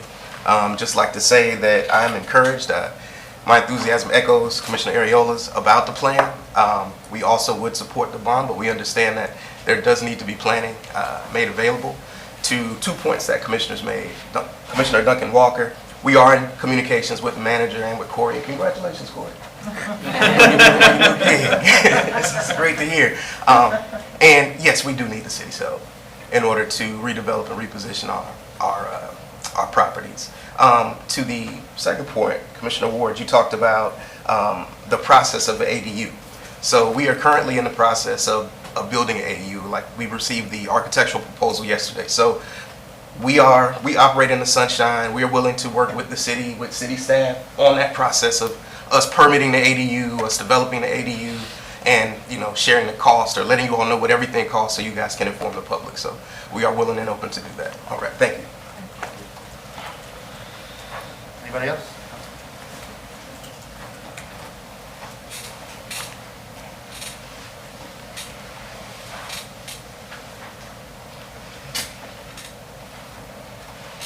Welcome. Thank you, Mr. Mayor. I hope I get another minute just for transportation purposes. We don't start the clock till you're here. Thank you so much. One, I just want to take 10 seconds to say the talent you have in the city of Gainesville, the idea that Corey Harris is a local, and he won't mind me saying this, but a local boy. Malcolm Kiner being a local boy. His sister having been chosen yesterday to run Children's Trust, a local boy. When you do the right things, you look at local talent, it's right here. We don't have to go to New York or Texas or California to find the best and the brightest, and I laud them, and I laud this hopefully short-term interim city manager because she'll be made permanent because you will have the good insight to select her to run the city by finding that kind of talent. I appreciate your leadership in that way. Corey, I've known you since you were a young man, and you continue to excel. And I hope I can say Corey and not Mr. Harris, because I want you to call me Ed. This plan is exactly what you need to be doing, but I can't say it's perfect because I would need me to be up here if I said that.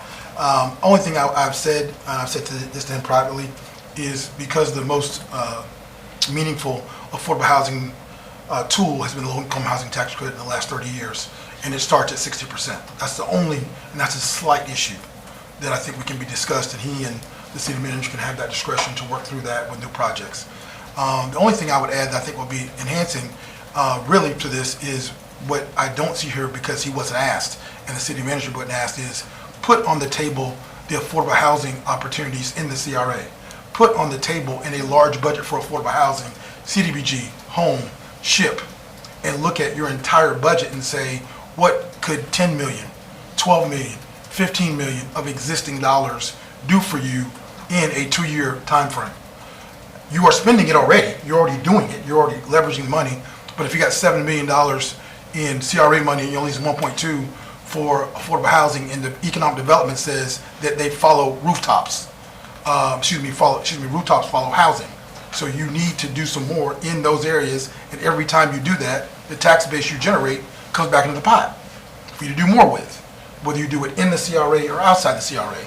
So I would hope whether you pass this today and move forward, or as the city manager is developing her 2022-2023 budget, that she gives some leeway to Mr. Harris, Corey, to put that together in that way. I think you're on the right table. I look for the idea of Commissioner Duncan Walker's to be a part of a larger forum to discuss what we can get done and get done quickly. I'll say to my good friend the mayor, don't say 17 months, you've got 29 months to spend this money, so you do have a little bit more time, but December 31 of 24, and I think you can get it done in that time frame. Thank you very much for having me.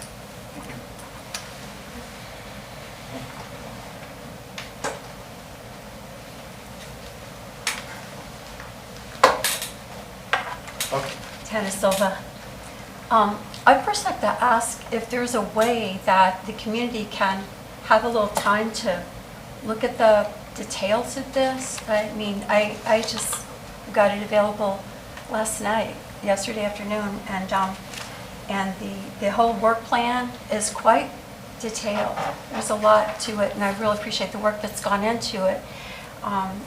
And it encompasses a lot more than these 2 items. It's very broad, but I think the community hasn't had a chance to look at it.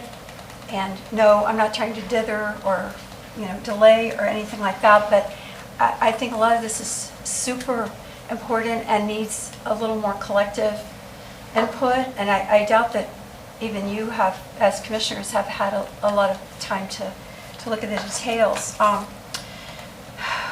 Anyway, the one thing that stands out to me, I guess, a lot is the tendency toward new rental housing. That's not really, the biggest, most impactful way to use the money, I would say. And like number one, I think it's a lot more complicated than it looks to just say, 30 years or however many years at 50% AMI. There are a lot of moving parts to that. It's very complicated, as I'm sure housing people know about.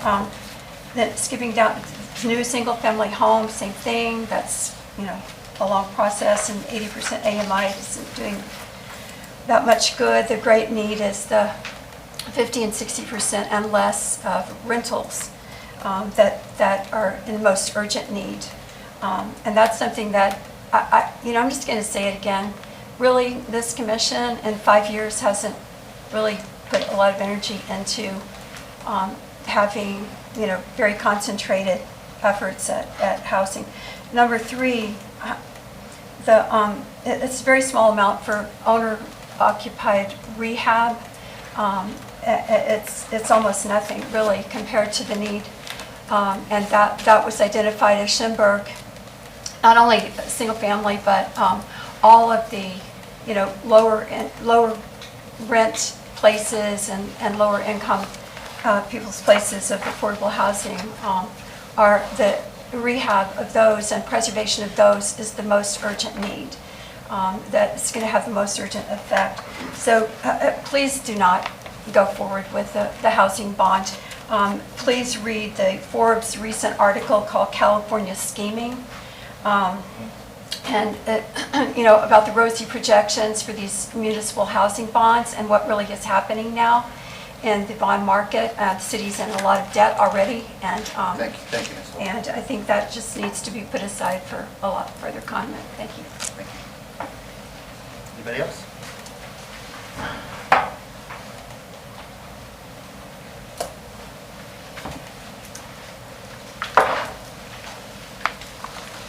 Hello, still Gary Gordon. I really appreciate the work that was put into this. This is one of the most detailed pieces of information that I've seen come out of the city. And so, Mr. Harris and your team and whoever all worked on it, thank you. Just a couple of comments in two different areas.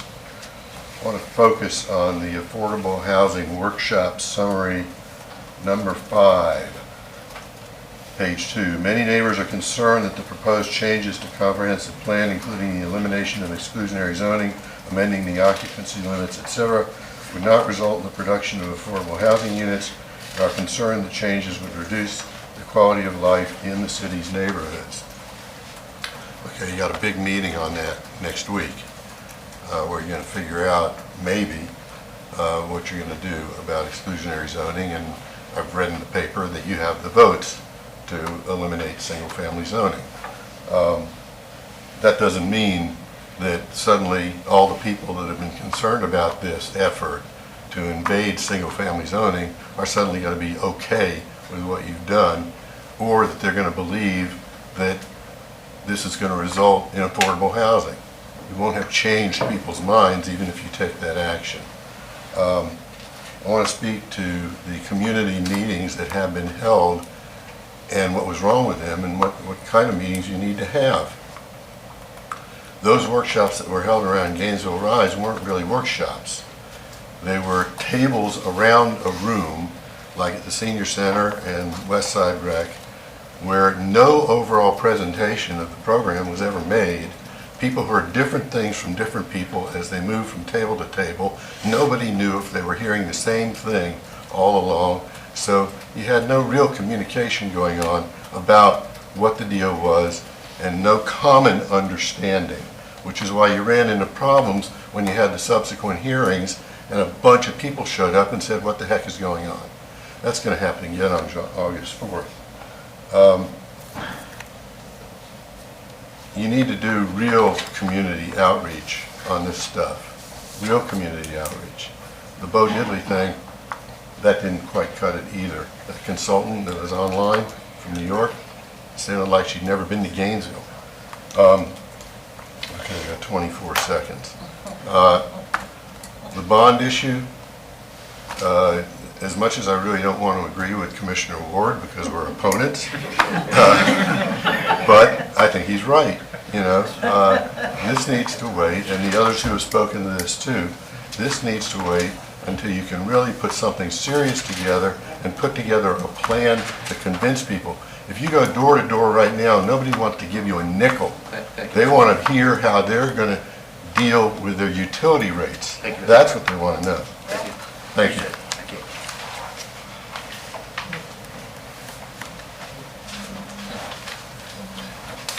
Good afternoon, John DeCarmine, Executive Director at Grace. I do want to congratulate Mr. Harris and also commend the city and the city manager for actually setting this money aside for affordable housing. It's not a direction that it had to go in, and I'm very grateful that it did. As pretty much all of you have acknowledged, it is not going to get us where we need to go, but this plan is certainly a huge step forward in the right direction and a great way to start to look at. I saw 20 different affordable housing programs referenced in there. If we can have all of those kind of moving in the right direction, we have some opportunities to actually get some good work done. Coming from the homeless services world, we have developed an expertise in figuring out what to do when we don't have nearly enough resources to help everybody who needs help. And the first thing that we do is triage. Same thing that's done in an emergency room. For that reason, I was very happy to see that we're targeting this. Many of the recommendations look at 50% or below of AMI. 30% or below AMI gets us much closer to solving the immediate crises that we need to solve if we want to see true impact on affordable housing. The data that was shown with 2019 dollars for area median income, 8,346 cost-burdened renters. I don't know anybody in the past 3 years for whom things have gotten easier economically, so I imagine that number is much higher already. Even if it was only 8,000, I'll say 7,500 for easy math. What we know looking at the court records is for every 3 evictions, one of those households becomes homeless. So if we're not solving this for those most at risk, it's the difference between homelessness versus we're out another $100 or $200 or $300 if we can find that. So the more work we can do to target this to 30% of area median income or below, the better off we'll be and the bigger impact we'll see, the most immediate impact we'll see on the lives of people here. 3 other quick points. 1, I love all of this except recommendation 9. I notice is an unfunded recommendation to increase capacity of nonprofit housing entities. Capacity and funding are generally the same thing for most nonprofits. I would hope that there's some way, the city does a great job already of that, but just want to draw attention to that. I would love to volunteer to help with a future bond issue and see what we can do to increase a much bigger number than $50 million for affordable housing. If $8 million is not going to cut it, then 5 times, 6 times that amount is also not going to cut it. It's a lot of work to get to just part way. Finally, a quick point of clarification. I heard a comment earlier about housing for homeless people. And by definition, when a person without a home is moved into a home, they're just a person. So there's really no such thing as housing for homeless people. There's just housing. Thank you.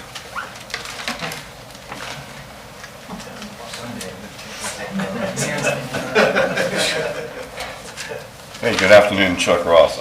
Actually, I wanted to follow up on some of the things that Gary Gordon said. You know, you can't slap together something without thinking it through and explaining it to the public in 2 or 3 days and try to get it on the ballot. It's just not the way to do it. As far as there was a throwaway comment at the end about the exclusionary housing. There's a number of reports out there that show that they've studied other states that have tried to do this, and the fact of the matter is it doesn't really accomplish what you're trying to do. And you should take the time to try to research some of the articles that have been written. Now, the first gentleman that got up here and spoke about, I believe he's inclusionary housing, where that does work, and that's something that you ought to think about concentrating on.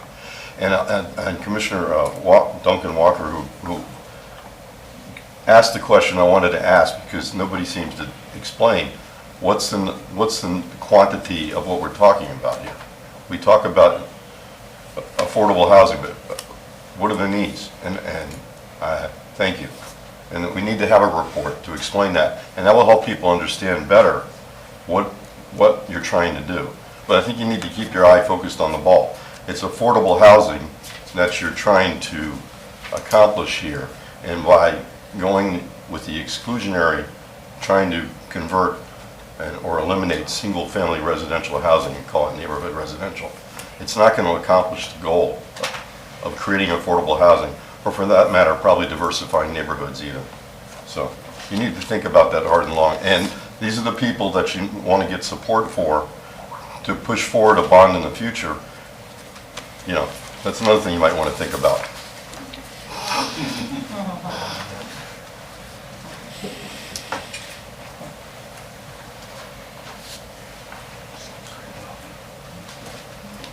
Good afternoon, Commissioners. Kim Tanzer. I too would like to congratulate Mr. Harris on his new position and on the work that he's done in this last few months to put this report together. It's extremely thorough, and it's the first time I have seen this much information that's credible in one place. And so thanks to him and Mayor, Manager Curry, to you for hiring him. I support the ARPA recommendations in general. I like that they are focused at 50% or below AMI, and I hear people saying that 30% would be even better, and I think that should be considered. I want to encourage you to look carefully at the report SWOT recommendations, because they really detail what we do well and what we don't do well and what we can improve on. They're far more detailed than there was time to talk about today, but they're very helpful. In particular, I think the fact that there are 20-plus initiatives at work in Gainesville right now providing affordable housing in some fashion is worth recognizing. As Commissioner Ward said, there are things that we're doing that nobody's bragging about, and we should. And if they're working well, we should do more of them, which I think is what Mr. Harris is suggesting. To my knowledge, it's unknown how many new units of housing we need. We know that as of now, there are 16,000 families who are cost burdened at various levels, but that's not the same thing as units being needed. We do not need to build 16,000 new units of housing necessarily. Nobody knows how many we need, and I think that's an important thing to look for. Several people have talked about the percentage of money allocated being flexible, and I think that's a good idea moving forward. For instance, I know some people think that more units could be rehabilitated, and keeping people in their existing homes is always a good idea for many, many reasons. Similarly, is it 30% or 50% AMI? Should it remain affordable for 30 years or 15 years or 50 years? I think those things should be tuned as we go along, as you go along. And finally, I'd like to remind you that currently there's the $8 million of ARPA funding plus another $1 million for a community land trust, which is for affordable housing in another fashion. There were $13 million allocated, as I remember, in the current year's budget for affordable housing, and there is an $8 million pot of money that the Gainesville, Florida Housing Corporation, Inc. received for the Seminary Lane property. I know that's not city money, but it too is for affordable housing. So that's 13 plus 9 plus $8 million available right now to help with affordable housing, and I hope it will be well spent. Thank you. Anybody else?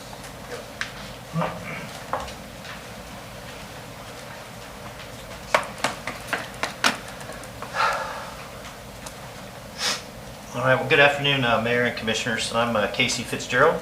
I'm the newly appointed or drafted president of a nonprofit organization, the Gainesville Neighborhood Voices.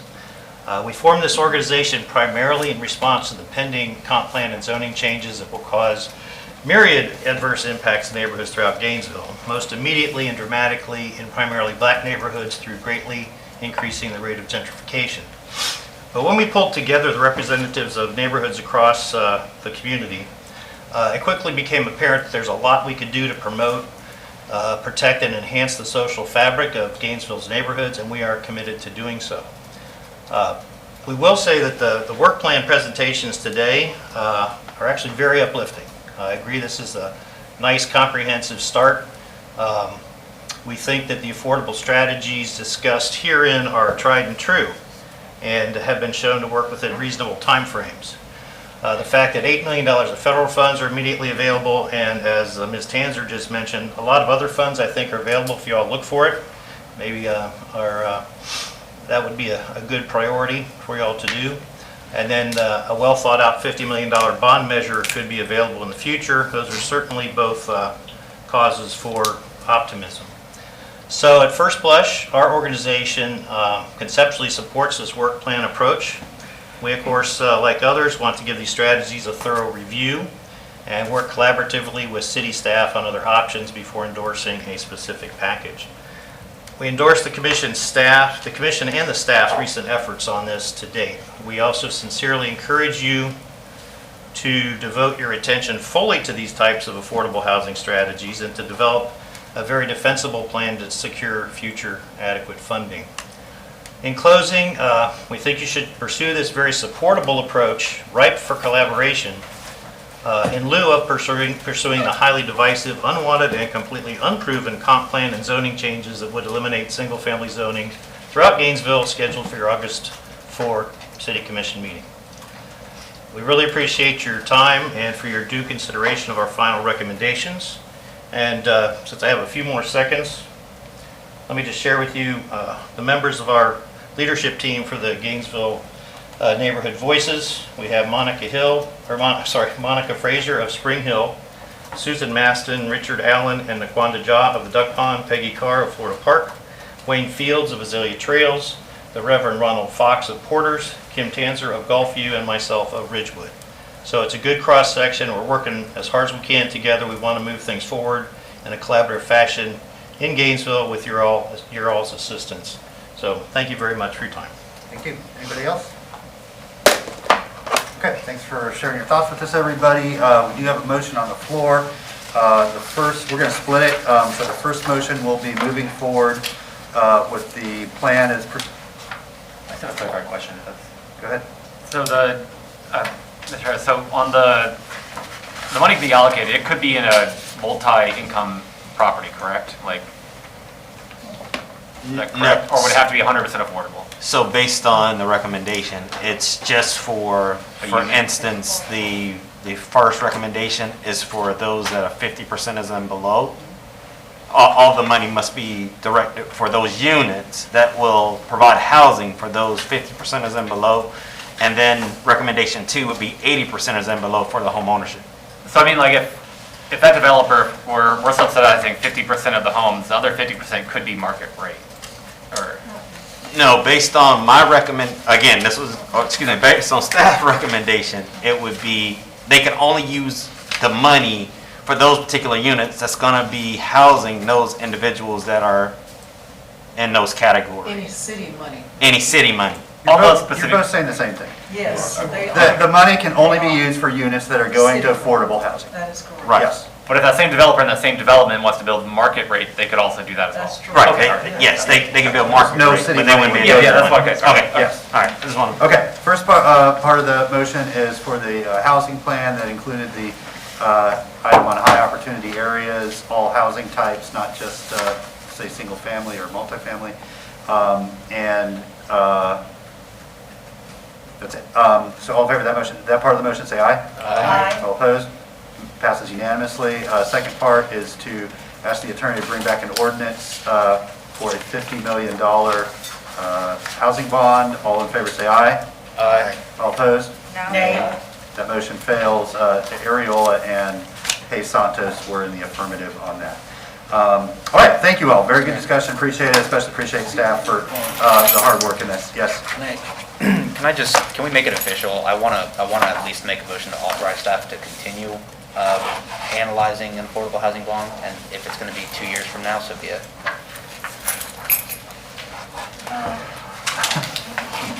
Commissioner, I would just really, that's going to be up to the next commission, because they're the ones that are going to have to authorize it, and that's just a few months away. And so I would not want staff doing that work now if the next commission isn't interested in it, right? So I hear you, but I just think it's most appropriate to bring it back up in January. I'm going to bring it back up, because I think it needs to be on the ballot in 24, and I'm going to, so I'll lobby, I'll be in y'all's office. Okay. I'm going to ask for an appointment right now.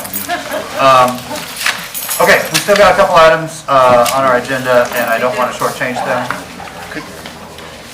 Go ahead. Could we flip the two remaining items? Mr. Gordon's right. What people are talking about on the doors is GRU bills. I don't want to Okay, miss that. Commissioner, I really need y'all here for commission comment, but, well. Okay, I'm going to just keep the agenda. This will be quick. Go ahead, Chief, Madam Manager. Chief, Hey, we'd love to invite you to stick around, but if we can hear your conversations up here, so if you want to have those, just step out in the hall. We'll welcome you back whenever you're done. Chief, go ahead. Go ahead, Manager. This should be short. It's just, the debt program and where we are. Okay, just to follow up an update on the cadet program.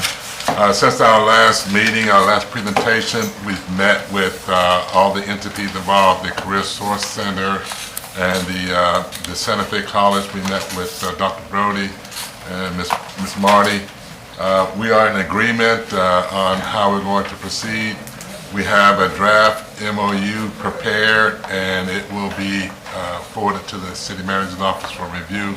Once that's done, we will be sending that out to be signed. We hope to have all that codified within the next 2 to 3 weeks at the longest. We have already, we met as a group and outlined what we can, the common core of the program. We incorporated such things as English and writing, math up to Algebra 2. Also, first responder. So all the participants will be given a 40-hour course on becoming a first responder. We thought that would be valuable throughout the organization. We have a list of qualifications that we expect. The most important thing was the disqualifiers for folks. We wanted to make sure we outlined that, and because they were different at different levels, different things for police and fire and for utilities. Right now, we're busy trying to get everything laid out for the Career Source Center to begin the advertising and assisting us with that. We're working with HR, city HR, to coordinate that and trying to make sure that we have everything in place. But we're moving on pretty good. We would like to have had that done by September. It won't happen by then. We will have it done no later than, I'm guessing, November, possibly October. Okay, thank you. I appreciate that. Need a Yeah, go motion? ahead, Commissioner. Yeah, there's a motion to authorize the execution of the MOU. Yes, move to approve the execution of a memorandum of understanding between the participating parties subject to approval by the city attorney's office as to form and legality. Okay, motion is second to approve the recommendation. Any members of the public wish to speak to the motion? Okay, back to the commission. All in favor, say aye. Aye. All opposed? That motion passes unanimously. Thank you very much, Chief. Thank you. Up next, we have an update on GRU's customer service. Mr. Cunningham. Yes, Mr. Mayor and Commissioners, I know all of you, including all of staff, customers, are all very concerned about bills this summer. And so really wanted to have an opportunity to provide a lot of information of where we are and what's kind of going on, so that you as commissioners as well as the public can have more transparency into kind of where we are. So if I can entertain a few 10 minutes and kind of go through that, and then entertain questions at the end. So you all know that this summer we're having extraordinarily hot weather. So it's a very hot summer, both June and July. In addition to that, fuel prices worldwide, nationwide, and then here locally have all drastically increased, as well as we have some labor shortage issues, which has sometimes led to longer billing cycles. So in a certain month, you may have more than 30 days billing, which contributes to that. That is adjusted the following month or in future, but that could lead to a month of much higher bills. Again, these problems are not unique to GRU. These are utilities across the state of Florida, across the nation, and even across the world. On top of that, as we all know, prices of everything is going up. Whether you go to the gas pump, you go to the Publix, you go to other places, prices are up. And so that's had a profound impact on our customers, our neighbors, and residents around. And so what I wanted to share a few things of what GRU is trying to do to be proactive about this reality and be helpful specifically to customers. And again, some detailed information that helps kind of contextualize it. So one, I'm just going to introduce Kenzan Hutchinson, our Chief Customer Officer. He's here as well, and as we go through this and there's questions, he may come up and answer some of those and engage with some of those questions as well. So one, just to kind of put facts to the reality, last June, the max day of heat was 93. This June, it was 99. Last June, or compared to last June to this June, we're about 5 degrees higher throughout the month of June. And so the results of that is folks are using more electricity to cool their homes, and that has a pretty profound impact on bills. In addition to that, as I stated, the fuel adjustment. So try to say this as plainly as possible. So fuel in the utility industry is what we call a pass-through cost. So what does that mean? So what that means is whatever GRU is paying for fuel to generate power, we pass all of that cost directly onto the customer. And so we have what's called a fuel adjustment that every month is looked at to see where we are to what we're buying in the market. And just to give you some specific information, natural gas has nearly tripled from last summer. So we're paying 3 times as much for natural gas. There's a lot of reasons for that. I think there's debates over those reasons. You know, the Russian-Ukraine conflict, coming out of COVID in the world supply chain, other things happening in the world. But the reality is it's nearly tripled. And so our fuel supply, we use about 2/3 of our fuel supply is from natural gas to generate power. The vast majority of the remaining of it is through our biomass plant. Right now, our biomass plant is significantly less expensive to operate and run and generate power than that natural gas because of those high prices. But we still have about 2/3 of our fleet that's in that. And so it demonstrates an importance of fuel diversity as markets move and change. And for us, with the biomass plant right now, we're at least keeping prices down from that perspective. But to give you an example of the impact of that fuel adjustment, so on a 1,000 kilowatt hour bill, the change from last summer to this summer is about $50 on a 1,000 kilowatt hour bill. And so I know customers are calling and asking because they have $200 increase in their bill. So the vast majority of that increase is really due to extra usage of power. The fuel adjustment absolutely has an impact. And if you're a 1,500 kilowatt, then that's $75 change. So the fuel adjustment does have a real impact, but usage has an impact as well, and sometimes much more profoundly than the fuel adjustment. So what we've been trying to do, starting really in November, but really focusing this spring, has been to try to really educate customers. We knew this was coming. Fuel prices were skyrocketing throughout the spring. So we've been through many channels, including the web, websites, social media, direct emails to customers that give us their email address, bill inserts, just different ways to communicate that this is coming, and that the main short-term thing that can be done to have an impact on your bill is reducing usage. There are no other knobs that are short little fixes than reducing usage, and so we've really tried to get out there that message to be prepared as we come into this time. But I know there's so much information flowing into us in the current culture and society. It's difficult, but we're continuing to try to get that out there of tips, ways that folks can do that and reduce their usage. So I want to talk specifically about some of the things that I categorize it as turning over every stone. What is everything we can possibly do to help and assist customers? So number one is really encouraging customers to call GRU. 352-334-3434 is our customer service line. And what that allows you to do is really get access to a lot of the other things I'm going to talk about here that can help with that reduction in usage or help with their bill. Visit our website. So GRU.com, we have GRU.com/energy savers, GRU.com/save energy, GRU.com/fuel adjustment. Those are all resources that very plainly lay out ways to reduce your bill or explains that fuel adjustment and how that works. In addition, we work and partner with a lot of local agencies. And so just to name a few, Central Florida Community Action Agency, City of Gainesville Housing, the CWC, Catholic Charities, Salvation Army, Habitat for Humanity, Elder Care, Gainesville Community Ministry. These are just a small list of many others that we partner with. And so those agencies really some of them provide direct help on your utility bill, to help you just pay the utility bill. Some of them do help with improvements to your home that then translate in reduced energy usage. And so again, really encourage folks, there's a lot of ways to get in contact with those people, and we have their numbers. Or if you call customer service, we'll be able to provide those resources as well.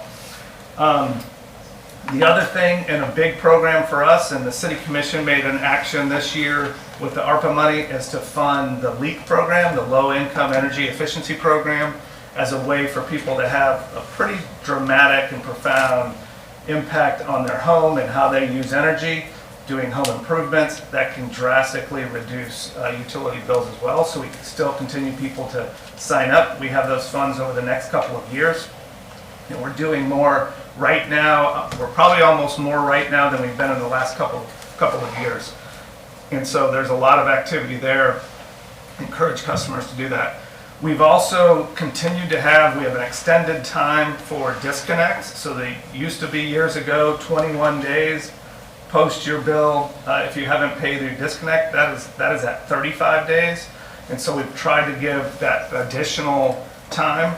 We are in the process of, this is a technical issue that we're adjusting, but we're in the process of eliminating late fees during this time. So that if someone is late on their bill, they won't get a late fee during this time. We're also working on, we have a 24-month deposit for higher risk customers where you have a 24 months that you have to have a deposit. We're looking at reducing that, and again, some of this is technical issues. We're looking at reducing that to 12 months. So if people are paying their bills and in line for 12 months, that we'll release that deposit back to them so they have those funds in their hands.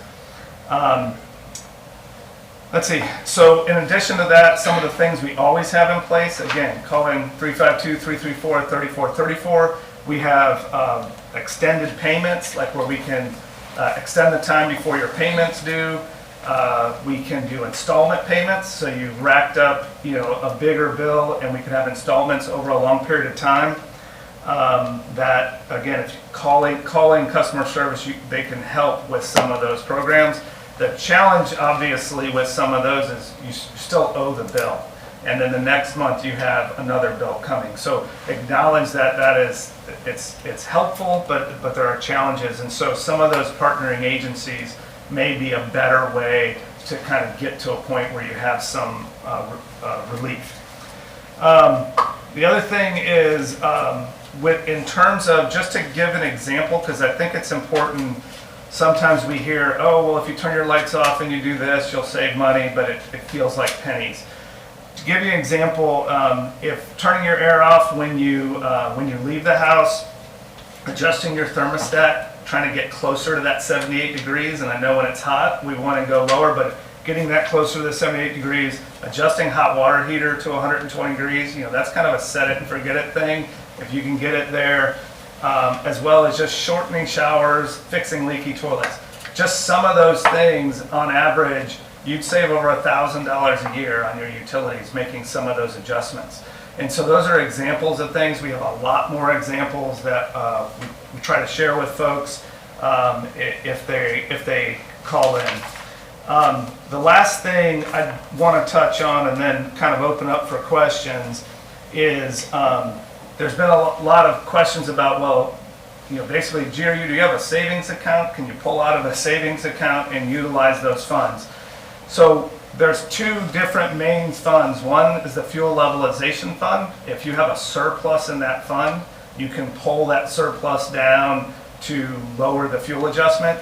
We don't have a surplus in that fund. The other thing we have is what's called rate stabilization, which is part of our reserves. Rate stabilization, there's a lot of challenges and you almost can't do an idea of taking out of rate stabilization to adjust the fuel. Essentially, you'd have to raise the base rates accordingly if you did that. And in addition to that, there's tax implications. And so pulling those funds, we'd have to, even City of Gainesville, the state of Florida, we'd have to get those taxes back because that was from a taxed use of the base rates. And so for those reasons, that's not really an option. It's the fuel levelization fund. And again, the fuel levelization fund has already been drawn down. So we're really catching that up and paying for the fuel as that comes in. So I know I haven't touched on anything, and I can talk for an hour about this. And I do want to assure you very humbly, staff is committed daily to what else can we do. We realize the impact to customers, and we realize it's more than just utilities, it's everything in our economy right now. But those are the things of where we are. Oh, the last thing I'll say about fuel adjustment.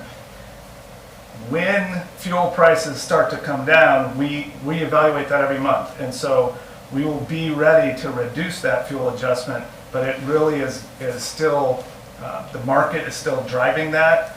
And it's hard to predict when that will happen. I will say I don't think that's going to happen anytime soon, like in the next couple of months. But when that does happen, we'll be able to evaluate where we are and be able to provide that relief there as well. And the last thing is, just got an email a few minutes ago before I started that was just talking about all utilities, public, IOUs in the state of Florida are all experiencing these same things, and kind of gave some of that information about that. So with that, I'll pause, and again, Kanzana is here for very specific, detailed questions about customer service and the help there, and just wanted to open it up for questions and discussion. All right, thank you, guys. Commissioner Ward. Thank you, Mr. Mayor, and thank you very much, Mr. Cunningham, for being here with us today, because this is what people want to know. And if we don't answer questions, if we don't tell people what we're doing to try to solve it, then the conspiracy theories win. Because when people are having trouble paying their bills, a story develops, and it can be the truth that gets told, or it can be some kind of weirdness. The difference between the fuel levelization fund and what it's for, as opposed to the rate stabilization fund and what it's for, can you be as specific in broad layperson's terms as possible? Because we need to be able to pass that on. I will tell you that there's I'm sure you've seen it, there's a very popular Facebook post out there telling us that we're holding on to all this money for some nefarious reasons, and that we could just tap it if we wanted to. Let's find a way to put a stake through the heart of that, because it isn't true, but you understand it better than we do. Right.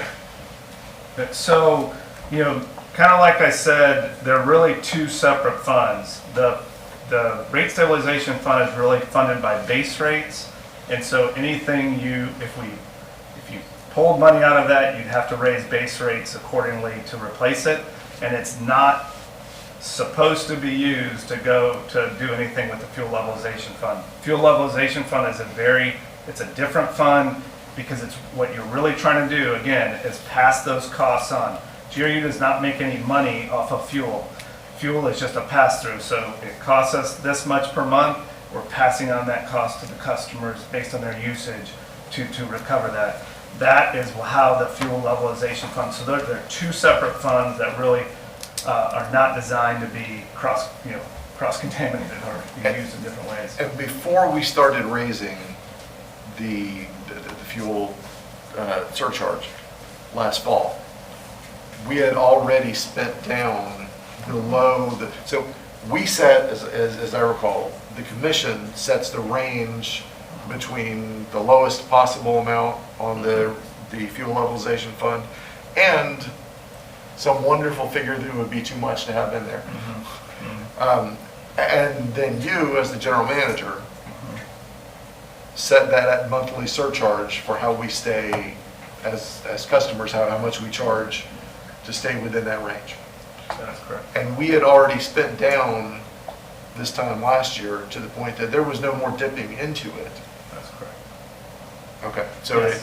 we didn't have the option of dipping more into that. We're trying to keep it level, and we're not getting better at it, we're just keeping it Up right now.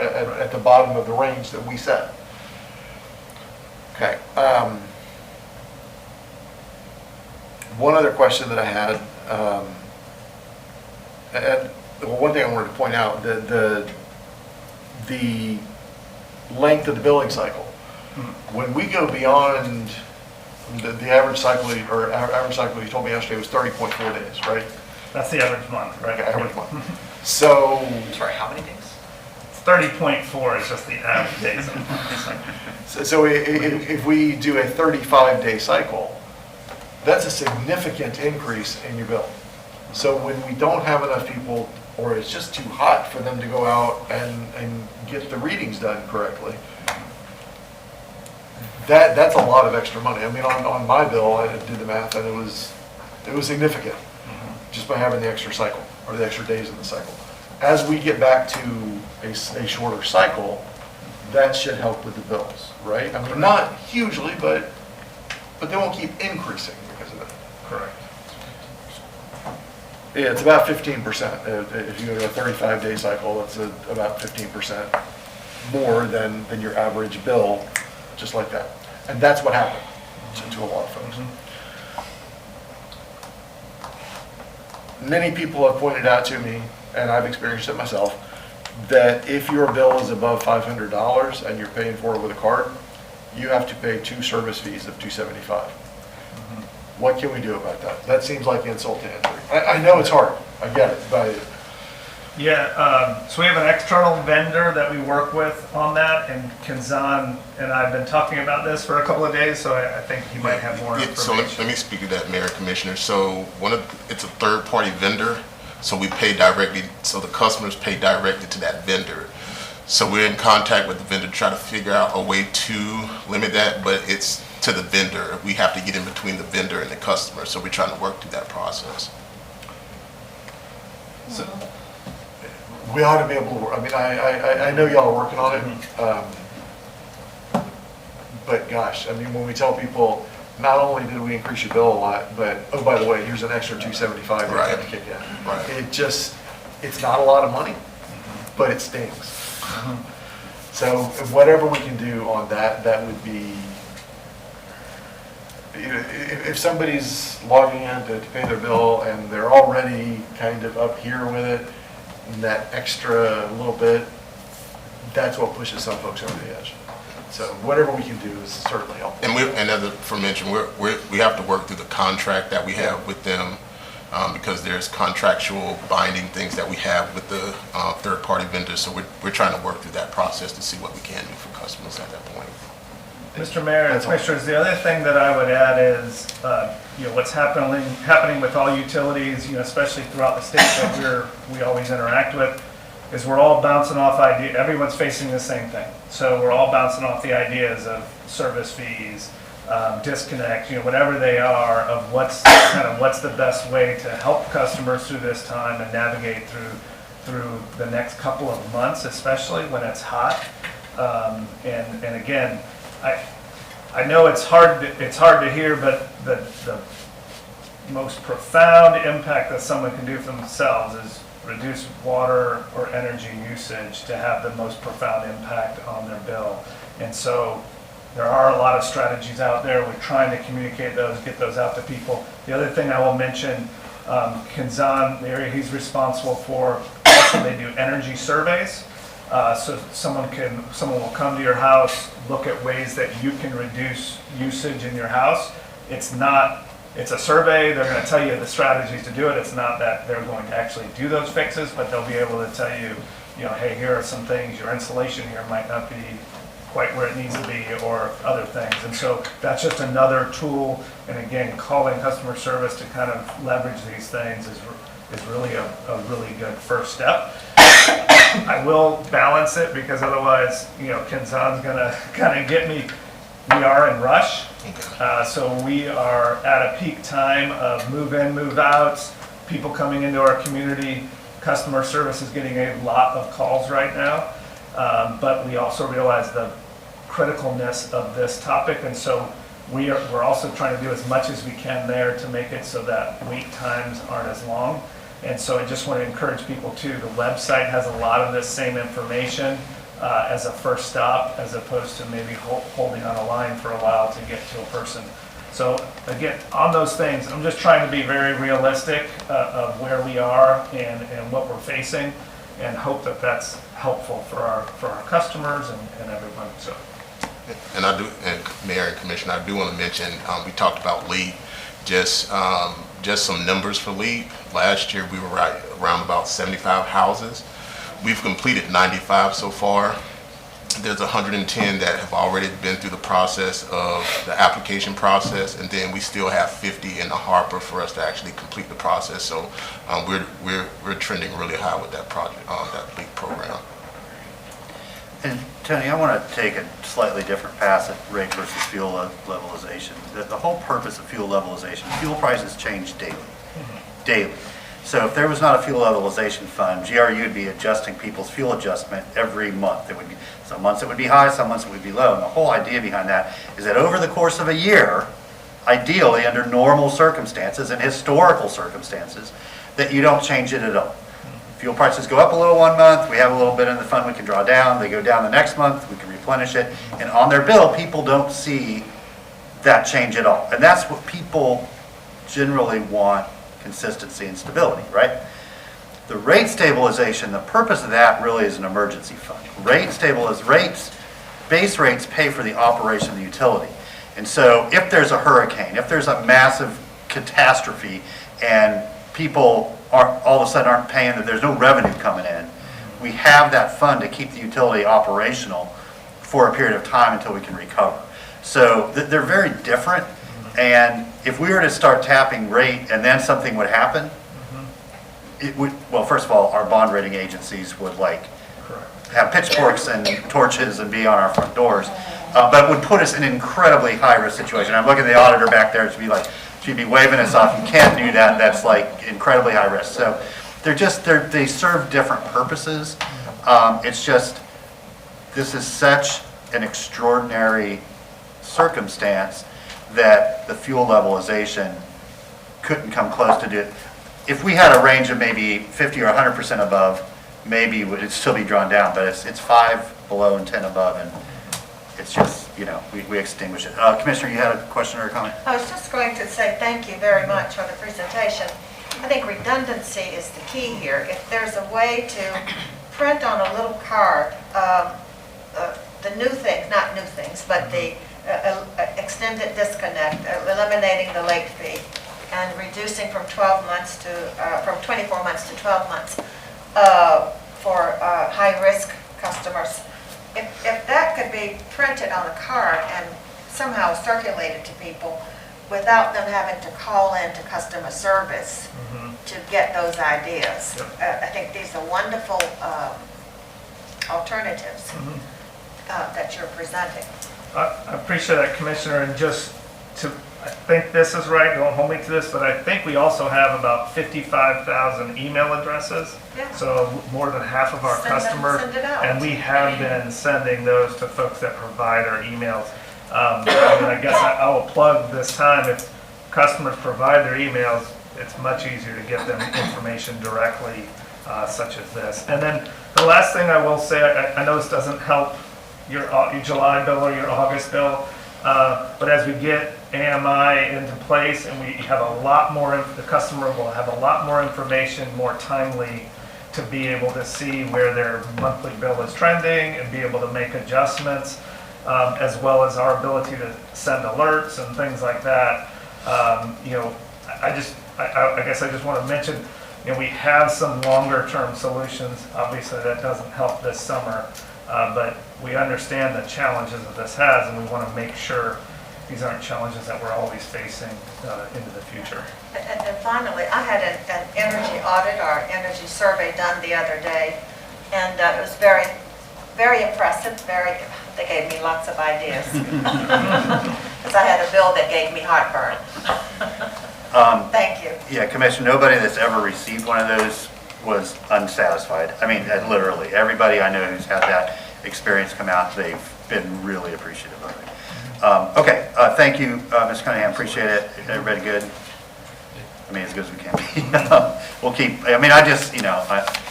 got to refer folks to customer service, and thank you, Ken. So I know this is just an unbelievably challenging time for you and your staff, so just know we're with you. We'll get through it. Okay, folks, there's two things really quickly. One is short, one I need some assistance from y'all. Obviously next Thursday is going to be a challenging meeting. We know that. The first thing, I want to make sure that I think we can set the tone for that meeting, and as long as we're being professional and collegial to one another, we're all incredibly passionate about this issue, and that's a good thing.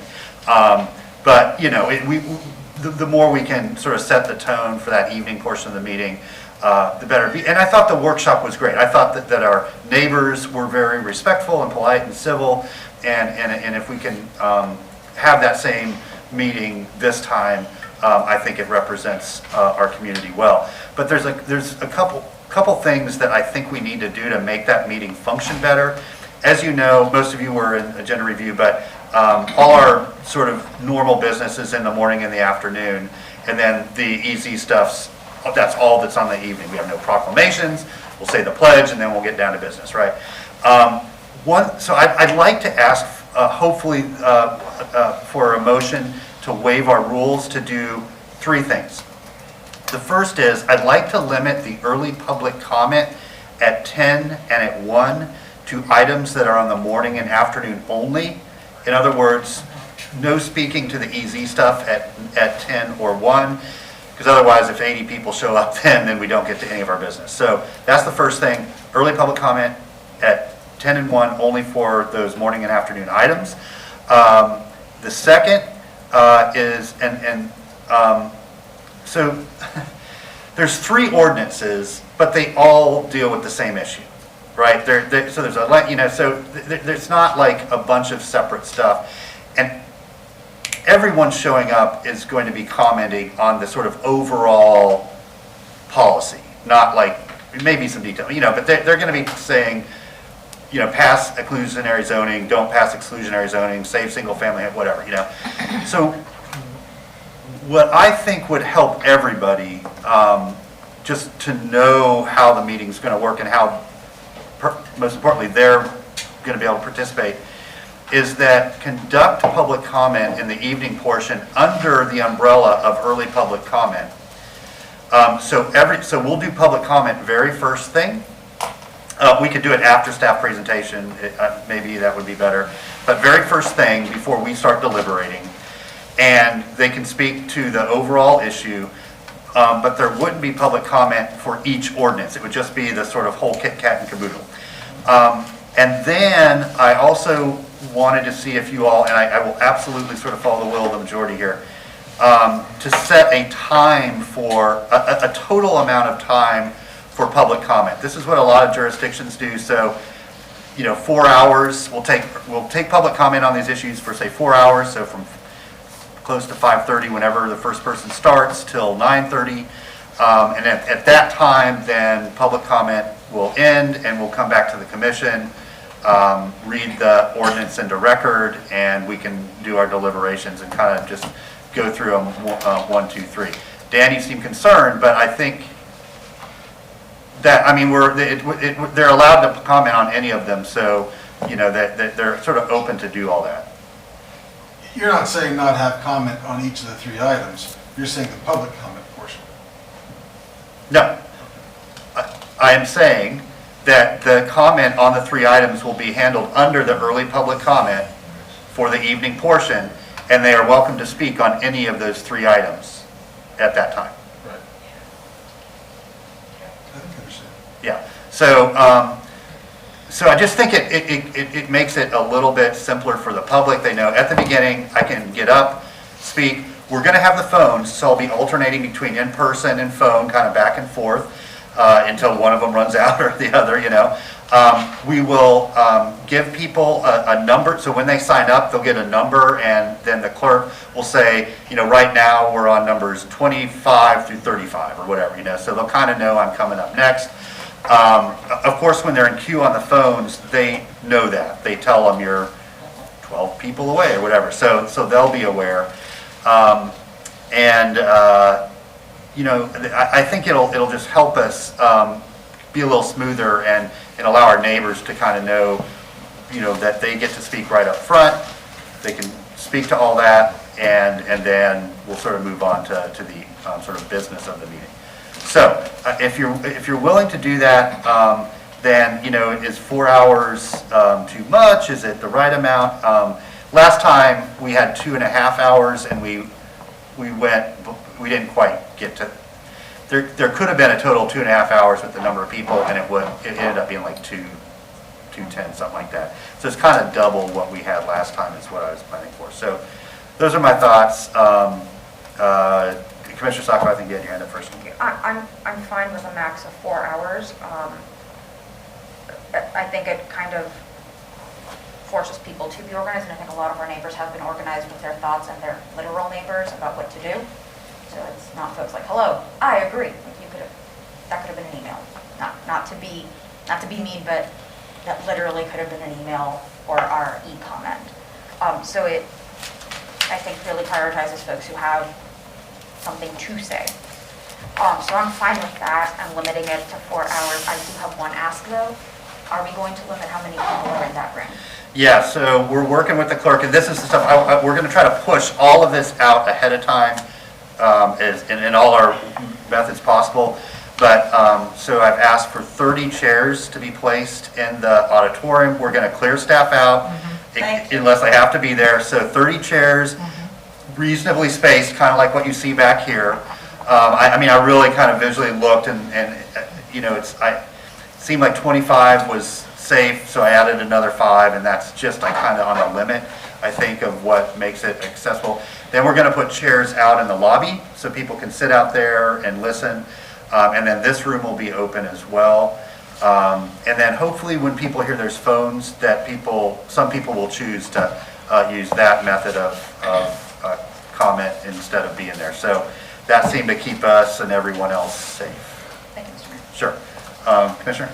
Yeah, thank you, Mayor. I move that we change our rules for the August 4th meeting, that the early public comments for the morning and afternoon session would only be on early and morning and afternoon items, that we would have one public comment session for all 3 ordinances in the evening. We would have 4 hours of maximum public comment.